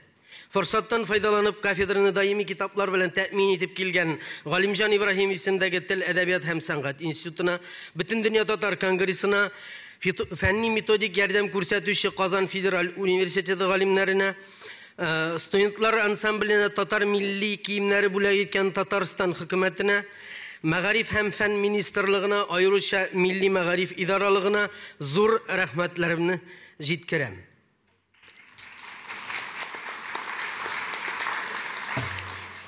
Bugün forumda katnaşuşular bu forumni maxsus Tatar tili okutuşuların jiyip ötkerilü, tuğan til forumu ötkerilü bik yaxşı görünüş. Men ona da zor rahmetlerini bildirem. Çünkü Jegi Kongresi yılında milli magarifke ayrım iktibar berilmevi biraz barşagan idi. Cemaat, iktibarınızın yukarı oku sistemasından tış Tatar tilini saklauның gümumi aspektlarına da yöneltesim kile. Soңғы yıllarda meni bir şoğa salgan bir aybir var. Minberlerden de, televizordan da, matbuattan da tırışıp tuğan tilini öğrenүү gaylega beylep anlatalar. Elbette bu bik dürüst. Tuğan til nigizi gaylede salına. Tik jiddi meseleni kabat yangıratu minde türlü sorular tuğdura. Әлеге de bayağı bik mühim meseleni artık gadilleştirü tügül mü bu? Cavaplılıkını köşürü umtuluşu tügül mü? Mına sağayıp qarau şaktı yıllar turmuş hem Magarif ülkesindeki turmuş tecrübesinden kile. Şaktı okuşu balalardan ya до детского садика татарский хорошо знал, потом забыл деген sözlerini iştirge туры kile. Demek gailede Tatar tilini bilgen bala da balalar bakçasında unuta. Mene problemalarının birisi kayda ekan. Ne için şulay bola? Mında aptırarlık tugul. Ata-analar bakşaga yürtken balası tevlik içinde tuğan tilinde neçe saat aralaşa? En yaxşısı 2-3 saat. Bakşada bala Rus tilinde 10 saat çaması. Yol günleri de var bit diyersiz. Tik atna boyuna işte bulgan ata-ana gaile meşakkatleri neticesinde öz balasını yine Rusça söyleşүүче televizorga, internetga tapşıra. Mına terbiyeçilerinin balağız bilen Rusça söyleşigiz deyip aytуында österge kerek. Kızım bakşaga yürgen vakitte men özüm de şuşu halga uçragan idim.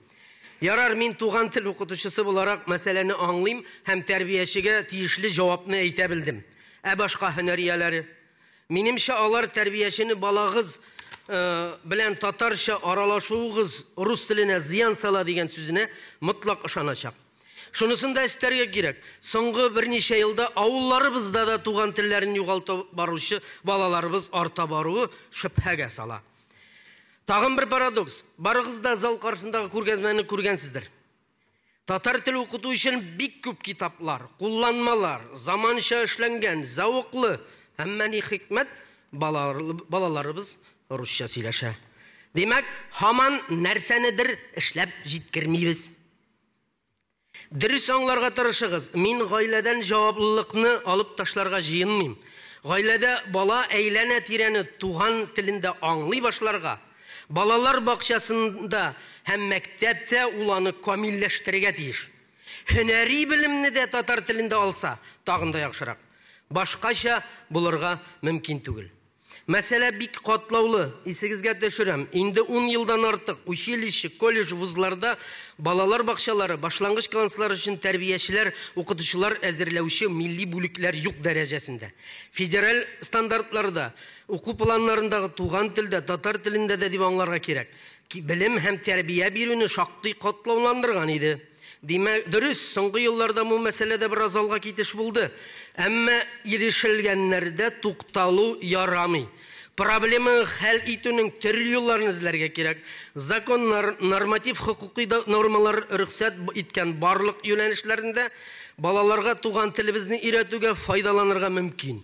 Бу муниципаль белем бирү оешмаларында да, мәчетләребез каршыларында да, хәтта шәхси яисә иганәчеләр ярдәмендә туган телдә белем һәм тәрбия бирә торган балалар бакчалары, мәктәпләрдә булдыру алдагы бурычлар булып тора. Интернет шәлтәрләрендә дә, онлайн мәктәпләрдә дә һәм башкалар. Классигыбыз Гаяз Исхакый әйткәнчә, тартышуда гына табарсың үз хакыңны. Рәхмәт. Игътибарыгыз өчен. Бик зур рәхмәт, Илсур әфәнде. Менә безнең инде хәзер берничә чыгыштан соң пленар утырышны тәмамлыйбыз. Аннары төшке аштан соң секцияларда эшләр булачак. Шуңа күрә менә чыгышлар вакытында төрле тәкъдимнәр, сораулар булды.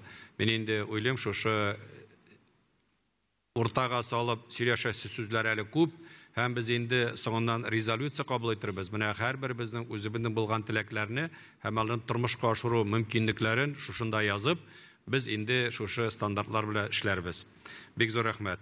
Хәзер сүзне инде Казан шәһәре Совет районының 112 номерлы катнаш төрдәге татар телендә белем һәм тәрбия бирүче балалар бакчасы мөдире Сөмбел Гафур кызына бирәбез. Чөнки балалар бакчасы дип без һәр вакыт әйтәбез. Әгәр дә безнең милләттәшләр үз балаларын татар балалар бакчасына биреп, телле булып килгәндә мәктәпкә, безнең уйлауча ул җиңелрәк булачак, беренче класска кергә. Рәхим итегез. Хәерле көн, хөрмәтле президиум, җитәкчеләребез, укытучылар һәм форумда катнашучылар. Казан шәһәре Совет районының 112 татар телендә белем һәм тәрбия бирүче балалар бакчасы 2014 елдан эшли. Төп максатыбыз сабыйларыбызның күңеленә татар теленә мәхәббәт орлыклары салу, милли тәрбия бирү. Балаларын безгә китергән әти-әниләрнең ышанычын аклар өчен барлык мөмкинлекләрне дә файдаланырга тырышабыз. Аеруча интерактив технологиялар куллануны уңышка ирешү өчен отышлы дип таптык. Хезмәтебезнең нәтиҗәләре дә куандыра. 2021 елда Татарстанда яшәүче халыкларның телләрен, гырыф-гадәтләрен, мәдәниятларын саклауга һәм үстерүгә юнәлдерелгән проектларны гамәлгә ашыруда мәктәпкәчә белем бирү оешмаларына ярдәм итү грантына ия булдык. Проектыбызны гамәлгә ашыру кысаларында Калибри программ аппарат комплексы алынды. 2022 елны иң яхшы билингваль балалар бакчасы бәйгесендә җиңү яуладык. Шулай туган телебезне саклау һәм үстерүгә юнәлтелгән проект белән педагоглар арасында үткәрелгән республика күләм бәйгедә өлкән тәрбиячебез Алиса Альберт кызы җиңү яулады. Туган телләрне саклауга грантлар булу балалар бакчаларында тел мөхите булдыруга ярдәм итә. Тәрбиячеләребезне эзләнүгә этәрә, әти-әниләрне дә куандыра. Тупланган тәҗрибәбез белән бик теләп уртаклашабыз. Бакчабызда төрле дәрәҗәдә семинарлар, методик берләшмәләр үткәрәбез. Татарстан районнарыннан, Россия төбәкләреннән һәм чит илләрдән килгән делегация вәкилләрен дә эш алымнарыбыз белән таныштырабыз. Үзара килешү кысаларында Самара өлкәсенең Каенкай, Азнакай шәһәренең Елмаю балалар бакчалары белән коммуникацион технологиялар аша даими аралашу бара. Барлык үткәрелгән шаралар Padlet электрон тактада сакланып бара. Замана балаларына цифрлы белем бирү бик зур әһәмияткә ия. Һәм балалар бакчаларында моннан читтә кала алмый. Балага һәр адымда очраша торган цифрлы ресурслар турында элементар кагыйдәләр бирелсә, икенчедән электрон ресурсларны белем бирүдә куллану кызыксынуны үстерә. Материалны жиңел кабул итүгә ярдәм итә. Тәрбиячеләребез әзер контентны гына кулланып калмыйлар, үзләре дә авторлык уеннары иҗат итәләр. Әлеге юнәлештә Екатеринбург программистлары тарафыннан эшләнгән Ябалак интерактив редакторы актив кулланыла. Педагоглар үзләре төзегән интерактив уеннар белән төрле бәйгеләрдә катнашып, призлы урыннар яуладылар. Бакчабызның тәрбиячеләре тарафыннан төзелгән Гөлчәчәктә кунакта, Ябалак ападан музыкаль уеннар кебек проектлар тиз арада хезмәттәшләребез арасында таралып кулланылыш алдылар. Белем бирү процессында куллану өчен коллективыбыз белән дуслык каруселе интерактив эш дәфтәре төзедек. Әлеге әсбапта федераль дәүләт белем стандартларында ел буена планлаштырылган эш төрләре урын алган. Бу ярдәмлек белем һәм тәрбия процессын читтән торып оештыру мөмкинлеген дә бирә. Мәктәпкәчә яшьтәге балаларны татар милләтенең мәдәни мирасын өйрәтүдә тагын бер өстенлекле юнәлеш булып театраль күренешләр тора. Моңа мисал итеп, Болгар илендә ислам динен кабул итүгә багышланган кунакчыллык дип исемләнгән кечкенә сәхнә әсәрен куюны әйтәсе килә. Балалар бакчасында белем һәм тәрбия бирү һәр даим җыр бию белән үрелеп бара. Татар халкының Кабан күле белән бәйле риваятләренә багышлап иҗат ителгән Кабан күле риваятләре проекты моның ачык мисалы. Барлык ирешелгән уңышларыбызда әлбәттә әти-әниләрнең дә өлеше бик зур. Бакчабызда әти-әниләр клубы эшләп килә. Гаиләләр белән берлектә мастер-класслар, күргәзмәләр, төрле тәрбияви чаралар үткәрелә. Соңгы елларда төрле буын вәкилләре катнашында үткәрелә торган Халыклар дуслыгы фестивале барыбызның да яраткан бәйрәменә әйләнде. Әти-әниләребез район күләмендә үткәрелгән бәйгеләрдә дә актив катнашып, бакчабызның данын яклыйлар. Әти-әниләр белән бердәм эшчәнлек булдыруның тагын бер нәтиҗәле усулы булып сайт тора. Туган телдә сөйләшәбез сайты тәрбиячеләр, әти-әниләр балалар өчен кызыклы мәгълүмат белән даими тулыландырылып бара. Татар теленең кулланыш мөмкинлекләрен дә арттыра. Без татар телендә тәрбия бирүче балалар бакчасы. Милләтебезнең ышанычлы киләчәге өчен белем һәм тәрбия бирү өлкәсендә хезмәт куюга һәр вакыт әзер һәм ачык. Киләчәккә йөз тотып, уңышка омтылып эшлибез. Барлык хезмәттәшләремә дә куанычлы нәтиҗәләр телим. Игътибарыгыз өчен рәхмәт. Рәхмәт бик зур, Сөмбел ханым. Рәхмәт бик зур. Менә инде хөрмәтле делегатлар, чакырылган кунаклар, безнең чыгыш ясаучылар күбесе безнең укытучылар, балалар бакчасы нигезендә тәрбиячеләр булса да, күреп торасыз инде безнең президиумда Ирада Хәфизовна, безнең мәдәният министры, ни өчен дигәндә без бит моны киңрәк карыйбыз һәм безнең һәрбер өлкәдә мәдәният үзәкләре бар шәһәрләрдә. Анда без татарча сөйләшәбез, җырлыйбыз, диктантлар язабыз, җыелабыз, ул безнең клублар. Шуңа күрә мин инде уйлыйм, менә ел дәверендә 2нче елга чыгыш ясаучылар арасында шушы татар җанлы булган татар үзәкләренең җитәкчеләре дә, активистлар да булыр дип уйлыйбыз. Шул вакытта менә безнең Дәүләт Советы рәисенең урынбасары, бүгенге көндә президент каршындагы комиссияның җитәкчесе Марат Готов улы, аның комиссия аша, бүгенге көндә мәгариф министрлары аша без өлкәләрнең мәктәпләренә күп кенә әйтеп, әсбаплар, материаллар җибәрәбез. Шуңа күрә әле менә күргәзмәдә караганда шуны хәтле бирдек, шуны хәтле бирәсе дип әйтәбез. Шуңа күрә безнең бюджет нигезендә дә, үзебезнең спонсорлар нигезендә дә ул эшләр барса да каралган. Шуңа күрә без әйтәбез, киңрәк карыйбыз дип. Безнең утырышта монда баш мөфтибез Камил хәзрәт Сәмигуллин катнаша. Ни өчен дибез? Чөнки безнең Татарстанда күп кенә өлкәләрдә мөфти хәзрәтләр мәчетләр каршында мәдрәсәләр ачып, дини яктан гына түгел, татар теле нигезендә дә дәресләр бирәләр. Шуңа күрә безнең әгәр дә карасак, бүтән яктан да керсәк, ишектен кертмиләр икән тәрзәдән, тәрзәдән кертмиләр икән морҗадан, морҗадан икән подвалдан, без һәр бер яктан да кирип үзебезне күтәрә алабыз. Менә диния нәзарәтләр дигәндә мин хәзер Чувашия Республикасы җирлегендәге ислам дине һәм милли мөхитне берлектә алып бару юнәлешендәге безнең барыбыз өчен дә үрнәк булырдай тәрбия эшләре турында чыгыш ясар өчен Чувашия Республика Комсомол муниципаль округы Тукай авылы мәхәлләсе имам хатибы мәхәллә йорты мөдире Наил хәзрәткә бирер идем. Рәхим итегез. Ассаламу алейкум. Бисмиллахир-рахманир-рахим. Хөрмәтле президиум. Туган тел форумында катнашучы кадерле милләттәшләр. Ассаламу алейкум ва рахматуллах. Барыгызны да Тукай авылы җирлегеннән һәм Чувашстан мөселманнары исеменнән ихластан сәламлыймын. Бүгенге форумда монда барыбызда милләтебезнең, телебезнең һәм өммәтебезнең хәлен ичтән белгән, шуның өчен йөрәге әрнегән затлар тупланган.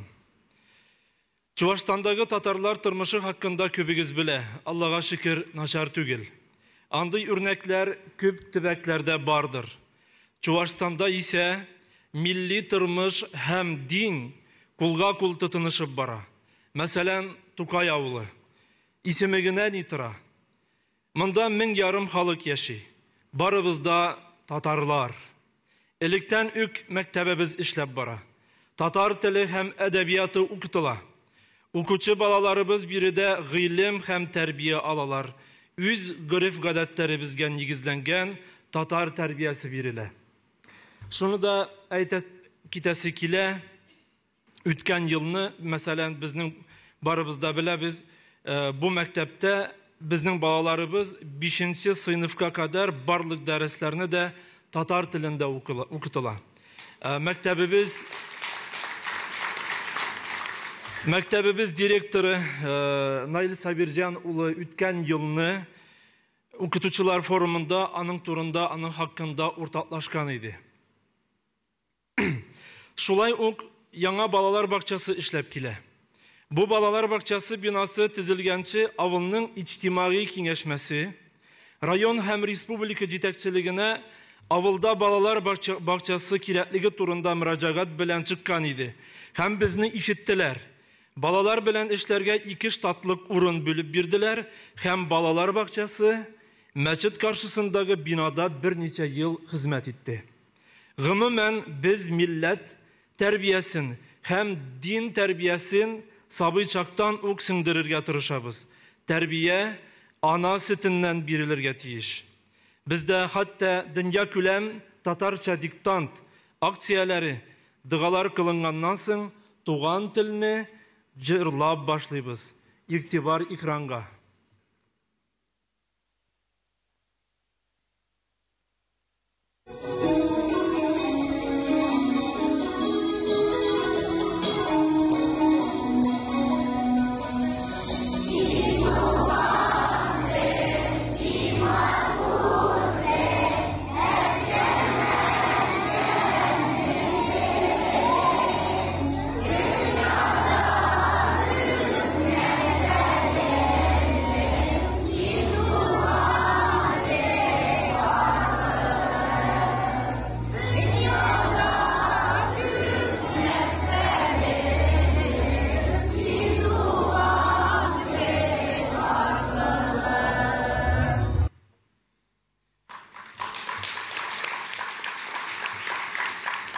Тарихтан күрәбез, теләсе нинди иҗтимагый шартларда да, туган телне, динне саклап калуда, милләт, милли мәдәни мәсьәләләрне хәл иткәндә, халкыбыз һәр вакытта эшмәкәрләргә һәм дин әһелләренә таянып эш иткән.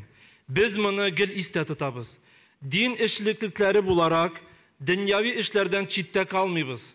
Малтабарлар, җирле идара белән нык элемтәдә торабыз. Тагын бер горурлыгыбыз, халкыбыз кече белән салынган 3 катлы мәхәллә йортыбыз. Бу йортны торгызуда Рөстәм әфәнде Миниханов та саллы ярдәмен күрсәтте.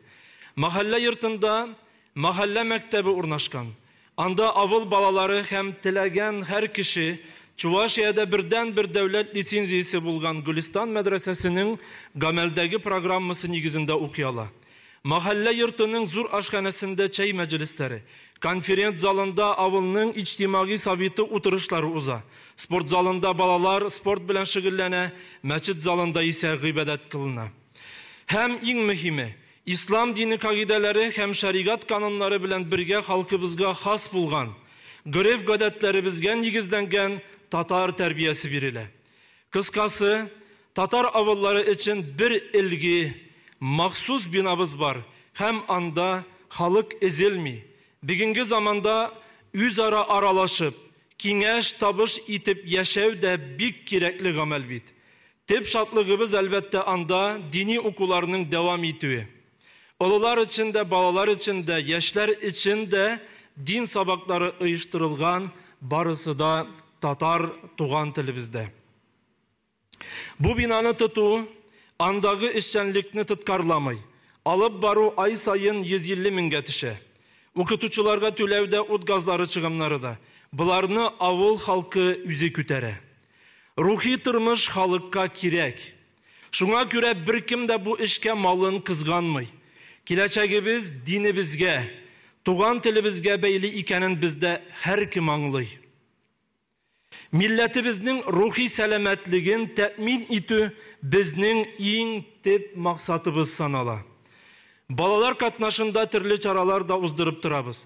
Шуларның берсе Чувашстанда гына түгел, тираяк төбәкләренә дә дан тоткан шәкертләр бәйрәме. Аллага шөкер, бу елны 20-нче мәртәбә уздырдык. Шәкертләр бәйрәменең максаты һәм бурычлары ислам динен популярлаштыру, һәм буын өчен диннең кыйммәтләрен аңлату, һәм традицион дини, мәдәни тарихи хәзинәләр нигезендә балаларны тәрбияләү. Бу бәйрәм гөреф-гадәтләрне үстерүдә яшьләргә динебезнең асылын өйрәтүдә зур роль булып саныйбыз. Моның өчен без айрым рәхмәтебезне белдермәклебез бөтен дөнья татар конгрессына. Һәр вакытта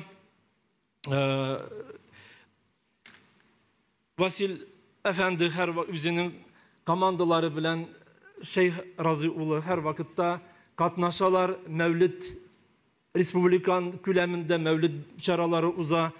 Ул вакытта һәр вакытта килеп безләрне катнашулары белән салландырып китүләре өчен айрым бик зур рәхмәт.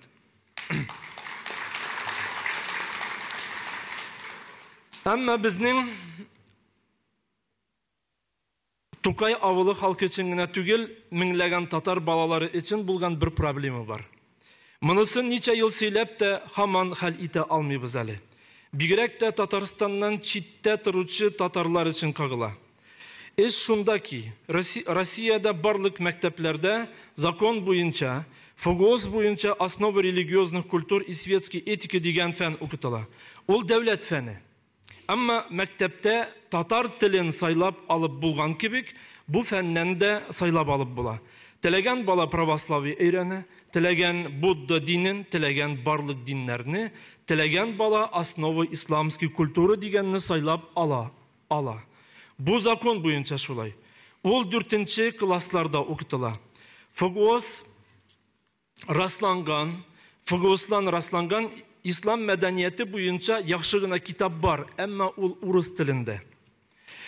Бу фәнне татар мәктәпләрендә татарча укытсак әйбәт булыр иде. Чик төбәкләрдә бигрәк тә. Бу бик мөһим мәсьәлә. Югыйсә безнең балалар пәйгамбәребезне пророк, иманны, вера дип өйрәнәчәк. Һәм безнең өчен башка мөкаддәс төшенчәләрне дә чит телдә кабул итәчәк. Моны без генә булдыра алмыйбыз. Бу дәүләт югары эше. Без бу юнәлештә шактый эшләп маташтык. Рәхмәт Россия Ислам институты ректоры Рафик Мухаммедшинга. Ул бик зур ярдәм итте. Аның ярдәмендә Россия күләмендә бу фәннән олимпиадалар, укытучылар өчен белем күтәрү курслары уздырдык. Бу фән татар балаларына татарча укытылсын иде.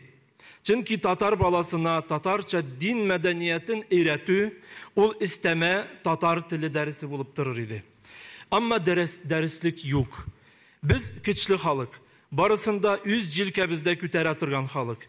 Татарстан дәүләтебез федераль органнар белән бергәләшеп, ягъни федераль исемлеккә шушы китапны кертсә, бик әйбәт булыр иде. Игътибарыгыз өчен рәхмәт. Бик зур рәхмәт, Наил хәзрәт. Язып алдык. Җәмәгать менә инде чыгыш ясарга теләүчеләрнең без барсына да мөмкинлек бирдек. Шул ук вакытта әйтәбез, инде без ассоциация төзедек. Һәм аның рәисе бар. Менә инде эш планнарын сезгә җиткерер өчен мин хәзер аның җитәкчесенә, рәисенә, Татарстан Республикасы Мәгариф үстерү институты доценты, филология фәннәре кандидаты Рүзилә Фирдәүс кызы Фаттаховка бирдем. Рәхим итегез.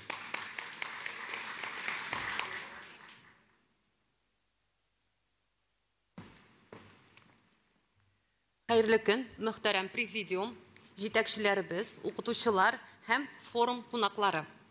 Мәгълүм булганча, 1923 ел ул Россия Федерациясы президенты Владимир Путин тарафыннан укытучы һәм остаз елы дип игълан ителде. Бу карар мөгаллимнәребезнең югары статусын тану һәм алар башкарган эшләрнең мөһимлеге турында сөйли.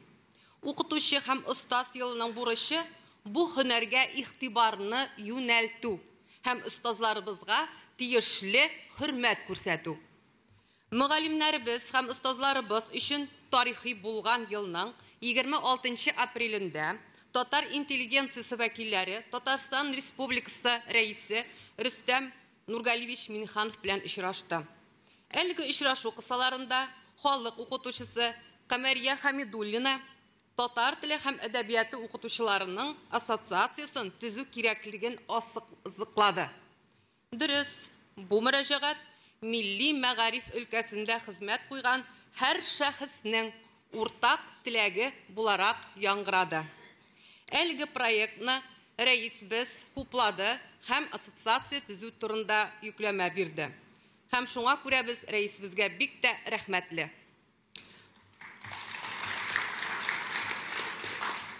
Туган тел, татар теле әдәбияты укытучылары ассоциациясе, Бөтен дөнья татар конгрессы, Татарстан Республикасы Мәгариф һәм фән министрлыгы тарафыннан гамәлгә куелды. Ул иҗтимагый оешма буларак агымдагы елның 7 августында Россия Федерациясы юстиция министрлыгында теркәлде. Бөтен Россия туган тел форумы нәкъ менә яңа оешкан туган тел, татар теле һәм әдәбияты укытучыларының ассоциациясе эшчәнлеге тарихында мөһим этап булып тора. Киләчәктә мондый чаралар үткәрү татар теле укытучылары җәмгыятенең күркәм традициясенә әйләнер дигән ышаныч бар. Бердәмлектә көч ди татар халык мәкале. Берләшмә әгъзалары сафларында мәктәп укытучылары, тәрбиячеләр, тел, әдәбият, тарих һәм мәдәният проблемалары белән шөгыльләнүче галимнәр һәм милләтпәрвәр шәхесләребезнең булуы ул бик күркәм күренеш. Ассоциация эшчәнлеге кысаларында тәҗрибә уртаклашу, иштәлекле чаралар үткәрү һәм кую проектларны гамәлгә кую ул безнең максатыбыз. Моның өчен безнең хәзер көчле потенциалыбыз бар. Тел бетсә, ул телнең иясе булган халык та, милләт тә югала. Җәмгыятебезнең көн үзәк мәсьәләләренең берсе ул туган телебезне кадерләп саклау, үстерү, аның сафлыгы, матурлыгы өчен көрәшү.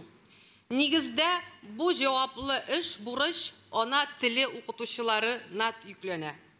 Татарстан Республикасында Россия Федерациясе төбәкләрендә хезмәт итүче мөгаллимнәребезнең эшчәнлеге татар телен, әдәбиятын предмет буларак укыту белән генә шикләнми. Татар теле укытучысы балаларга милли тәрбия бирүче, халкыбызның телен, мәдәни мирасын киләчәк буынга тапшыручы төп шәхес булып тора. Һәм бу юнәлештә ул бәяләп бетергесез зур эш башкара. Әлеге фикерне хуплап Татарстан Республикасы Дәүләт киңәшчесе Минтимер Шәриф улы Шәймиев татар теле һәм әдәбияты укытучылары татар телен һәм мәдәниятен саклау буенча аерым миссияны үтиләр дип әйтте. Dürüstten de tuğan til okutuşçısının hizmeti küp kırlı hem ondan küp bilim, energiya hem ihtiyar kişi talep ede. Şuna göre bu cevaplı işte tatar tili okutuşçısına bugün her yaklap yardım gerek. Tuğan tilimizni saklaw üçün ona gına yüklep kaldıruu zor hata.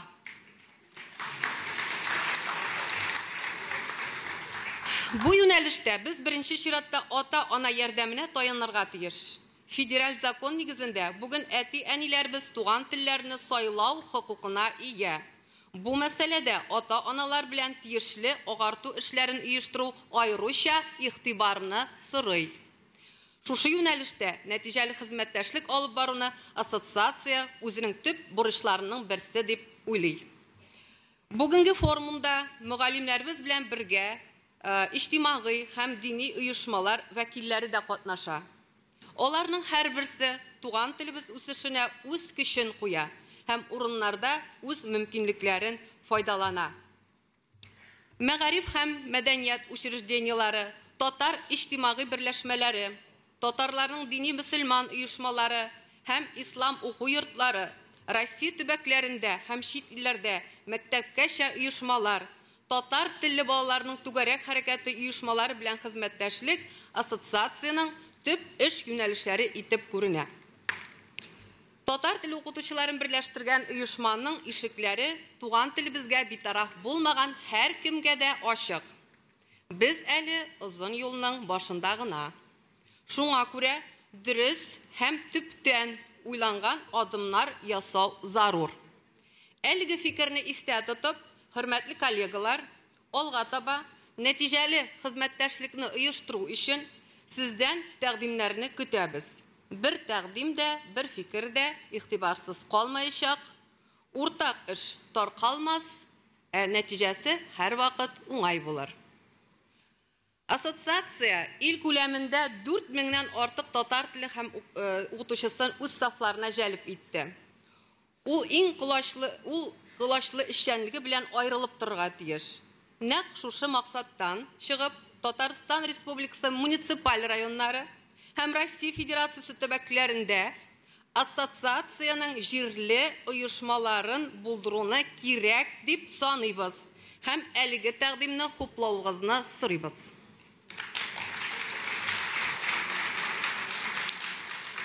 Asosiasiya strukturasında hukuki sektorunu bulduru meselesi bik mühim. Birleşme, Tatar tili okutuşularında türlü hukuki sıravlar tuğanda yuridik yardım көрсәтергә mümkün. Şuluk vakitte tuğan tillerini okutuğa beyli bulgan normativ dokumentlarga, zakonlarga, kararlarga hem buyruklarga tiren analiz yasap, onlarını anlayışlı tilde kollegalarımızga jetkirүүne kirekli gamel dip tababız. Her uyuşma özünün müstakilligine umtula. Bizde asosiasiyanın kileşegin özün təmin ite turgan uyuşma bularak görəbiz. Uyuşmanın ustavı nigizinde ilibizde hem respublikamızda ilan itilgen grantlarga da'vat itu için barlık mümkünlikler. En mühimi öz hünerin yaratkan, icadi işlevşi, tecrübeli, talantlı okutuşular komandası var. Şuna göre asosiasiya Tatar tili okutuşularının metodik uzakligine tügel, okutuşularga şunday kıyı proyektların turmuşka aşırıga yardım etüşü uyuşma bularak da güzellana. Hürmetli kollegalar, bütün Россия tuğan til okutuşuları forumu kısalarında köterilgen mühim sıravlar kileşekte gameli yoktan uңay hal itilir digen tilekte kalabız. Tatar tili okutuşusu milletinin til sakşısı, tilibizning yazmışı, onun kileşegi okutuşu kulunda. Asosiasiya bugünkü mine şuşu forumның başlangıçın bilgilegen uyuşma bularak Tatar tili okutuşusunun obruyen köterüde, tuğan tilimizni, medeniyetimizni saklap kaluda hem üstürüde mühim adımlar yasar digen ihlas, ışanış var. Rahmet ihtibarınız için. Bek zor rahmet. Rüzile Hanım, Ақтан да, міне, жамағат, сіз енді материалдар алғанда біріншіден өзіміздің резолюцияның проектін алдық. Екінші қарағанда, бүгін көргәзмәдә йөргәндә біздің рәисебез Рөстәм Нурғалиұлы көп кенә безгә күрсәтмәләр бирде. Әле менә чыгыш ясаганда да, монда президиумда сөйләшкәндә дә, менә инде Рүзилә ханым да шундый күп тәкъдимнәр булды. Хактан да ассоциация монда гына түгел, һәрбер өлкәгә барып җитәргә тиеш. Әгәр дә һәрбер өлкәдә үзебезнең шушы филиалны бүтән формаларда карап ясасак, юридик яктан теркәпме, аның бәләкәнә бюрократик яктан авырлыклары килеп чыгалар, ләкин ул вакытта син грантлар нигезендә эшли аласың. Әгәр дә инде кемнең көчләре җитмәй яки иртәрәк дип табалар, без аны формаль яктан филиал дип игълан итеп, керттереп, алдагы эшләрне шушы безнең өлкәләрдәге филиаллар аша үткәрәчәкбез. Сездән тәкъдим җыеп, нәрсә белән елга гына бер җилдык түгел, вәссәлам шуның белән. Бу көндәлек эш булырга тиеш. Хукукны сакларга кирәк. Менә безнең хәзрәтебез чыгыш ясады татар класслары белән. Күпме кызлары бу тутыра яулык белән. Кайбер өлкәләргә барасың, яулык ярамый диләр. Нишләп без бер Россиядә турыбыз, Чувашиядә рәхәтләнеп йөриләр, билем алалар, тәрбия алалар, кайбер җирләрдә аны ярамыйлар. Андый сораулар күп, һәм менә шушы аралашу, шушы сорауларга җавап табу мөмкинлеге бирә. Аннар икенче караганда без чакырдык өлкәләрдән 400 укытучы, Татарстандан 400 укытучы.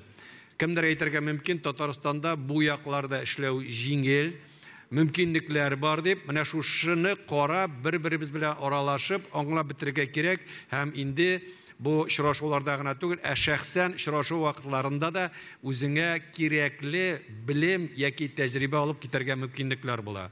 Шуңа күрә җәмәгать, мин нәрсәгә әйтәсем килә, сездән без 10 көн нигезендә көтәбез тәкъдимнәр, булган тәкъдимнәрне шушы проектка кертеп, инде 2 атна эчендә безнең ассоциация ягыннан шушы проектны керттереп имзаларга дип. Шуңа күрә мин хәзер инде җәмәгать бу резолюцияне нигезендә дип кабул итер өчен кулларыгызны күтәреп сорыйм. Кем риза?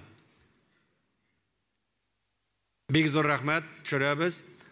Битарафлар, каршылар, менә бердәм кабул иттек. Шуңа күрә 10 көн эчендә бүтән булган тәкъдимнәрне кертәсез һәм инде карап бетерәбез. Җәмәгать, менә безнең рәисебез дәүләт бүләкләрен тапшырды, ләкин безнең конгресс һәм үзебезнең мәгариф һәм фән министрлыгы бүләкләре бар, һәм инде мин үзем хезмәттәшемне Илдус әфәндене чакырып, сезнең зур кылышлар белән лаеклы укытучыларыбызга шушы бүләкләрне тапшырыр идек, шуның белән тәмамлыйбыз. Әйдәгез.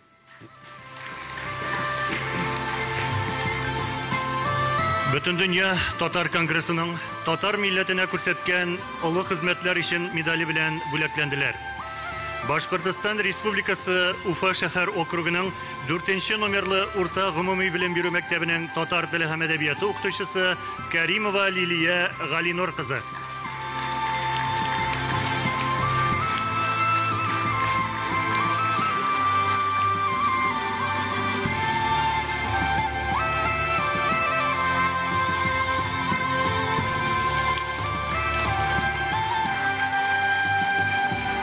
Ульяновск шәһәренең 64-нче номерлы урта гомуми белем бирү мәктәбе директоры Мустафина Лилия Фәгыйм кызы.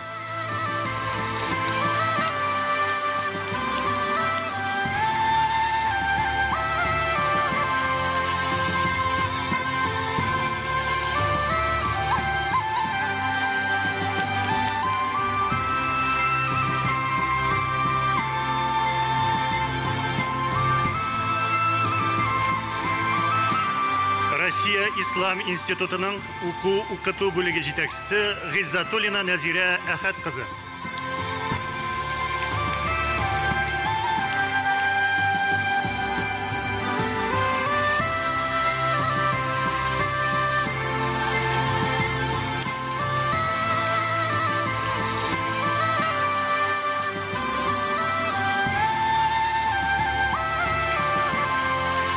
Татарстан Республикасы Арча районының Утар аты төп гомуми белем бирү мәктәбенең татар теле һәм әдәбияты укытучысы Касимова Зөһрә Габбас кызы.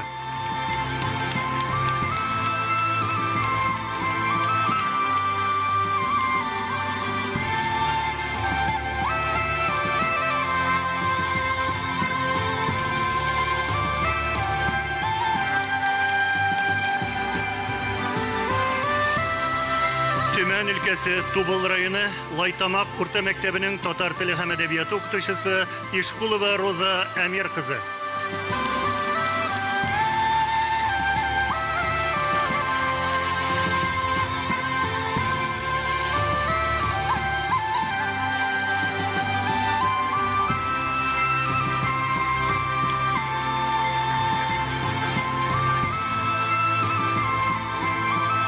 Удмуртия Республикасы Бализино районы Кистем урта мәктәбенең татар теле һәм әдәбияты укытучысы Касимова Алсу Муса кызы.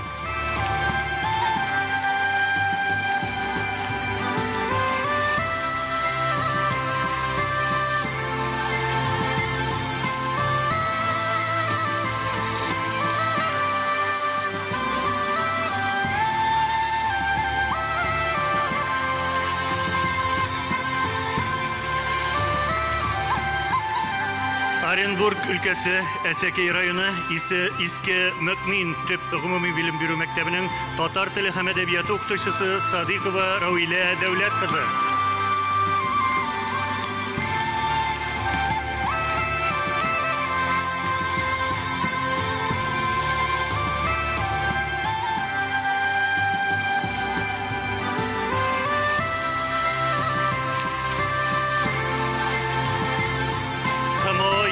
Нижневартовск шәһәре татар милли мәдәни мөхтәрияте рәисенең яшьләр сәясәте буенча урынбасары Әхмәдуллин Айрат Җәмил улы.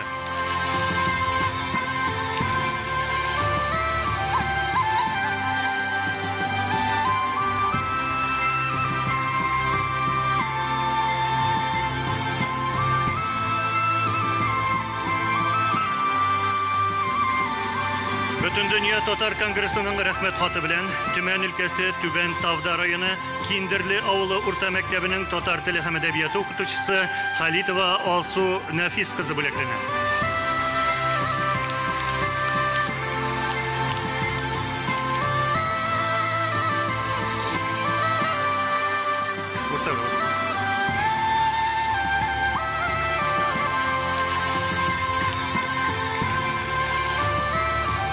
Татарстан Республикасы Мәгариф һәм фән министрлыгының мактаулы остаз билгесе белән Уфа фән һәм технологиялар университетының татар филологиясы һәм мәдәнияте кафедрасы мөдире Зарипова Илмира Фәргат кызы бүләкләнә.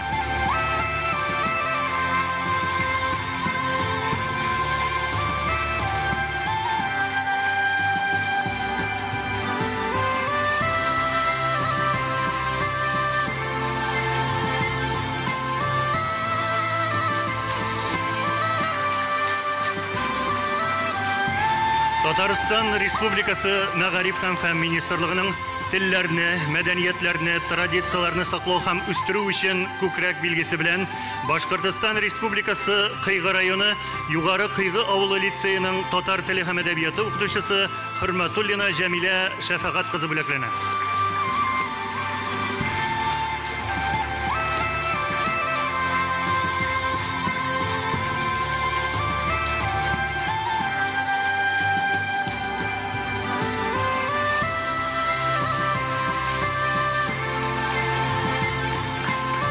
Татарстан Республикасының Кайым Насыри исемендәге премиясы белән бүләкләнделәр. Казан шәһәре Совет районының 183 номерлы катнаш төрдәге балалар бакчасы мөдире коллективы. Мөдире Наилова Гөлназ Зәкәрия кызы.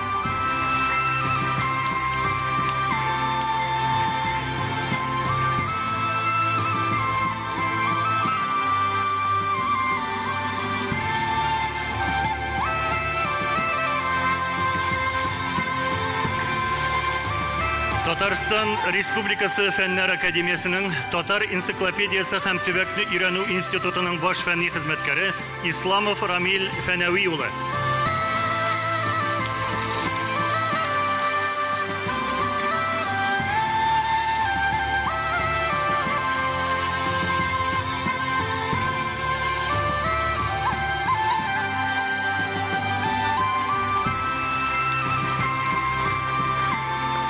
Татарстан Республикасының Ризаэтдин Фәхретдин исемендәге премиясы белән бүләкләнделәр.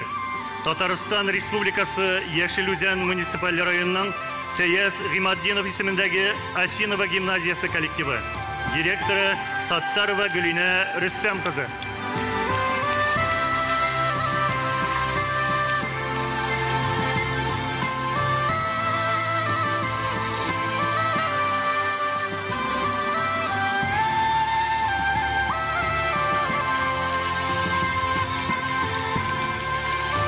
Казан шәһәре Мәскәү районының Шиһабетдин Мәрҗани исемендәге 2-нче татар гимназиясы өстәмә белем бирү педагогы, Татарстан Республикасының халык укытучысы Хамидуллина Камария Зиннур кызы.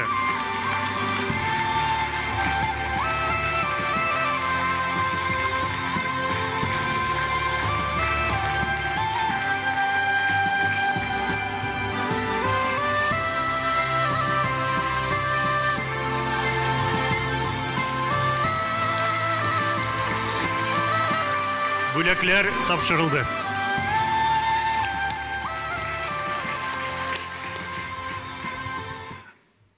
Хөрмәтле безнең беренче форум делегатлары, килгән кунаклар, җитәкчеләр, менә субханалла беренче пленар утырышны тәмамлыйбыз.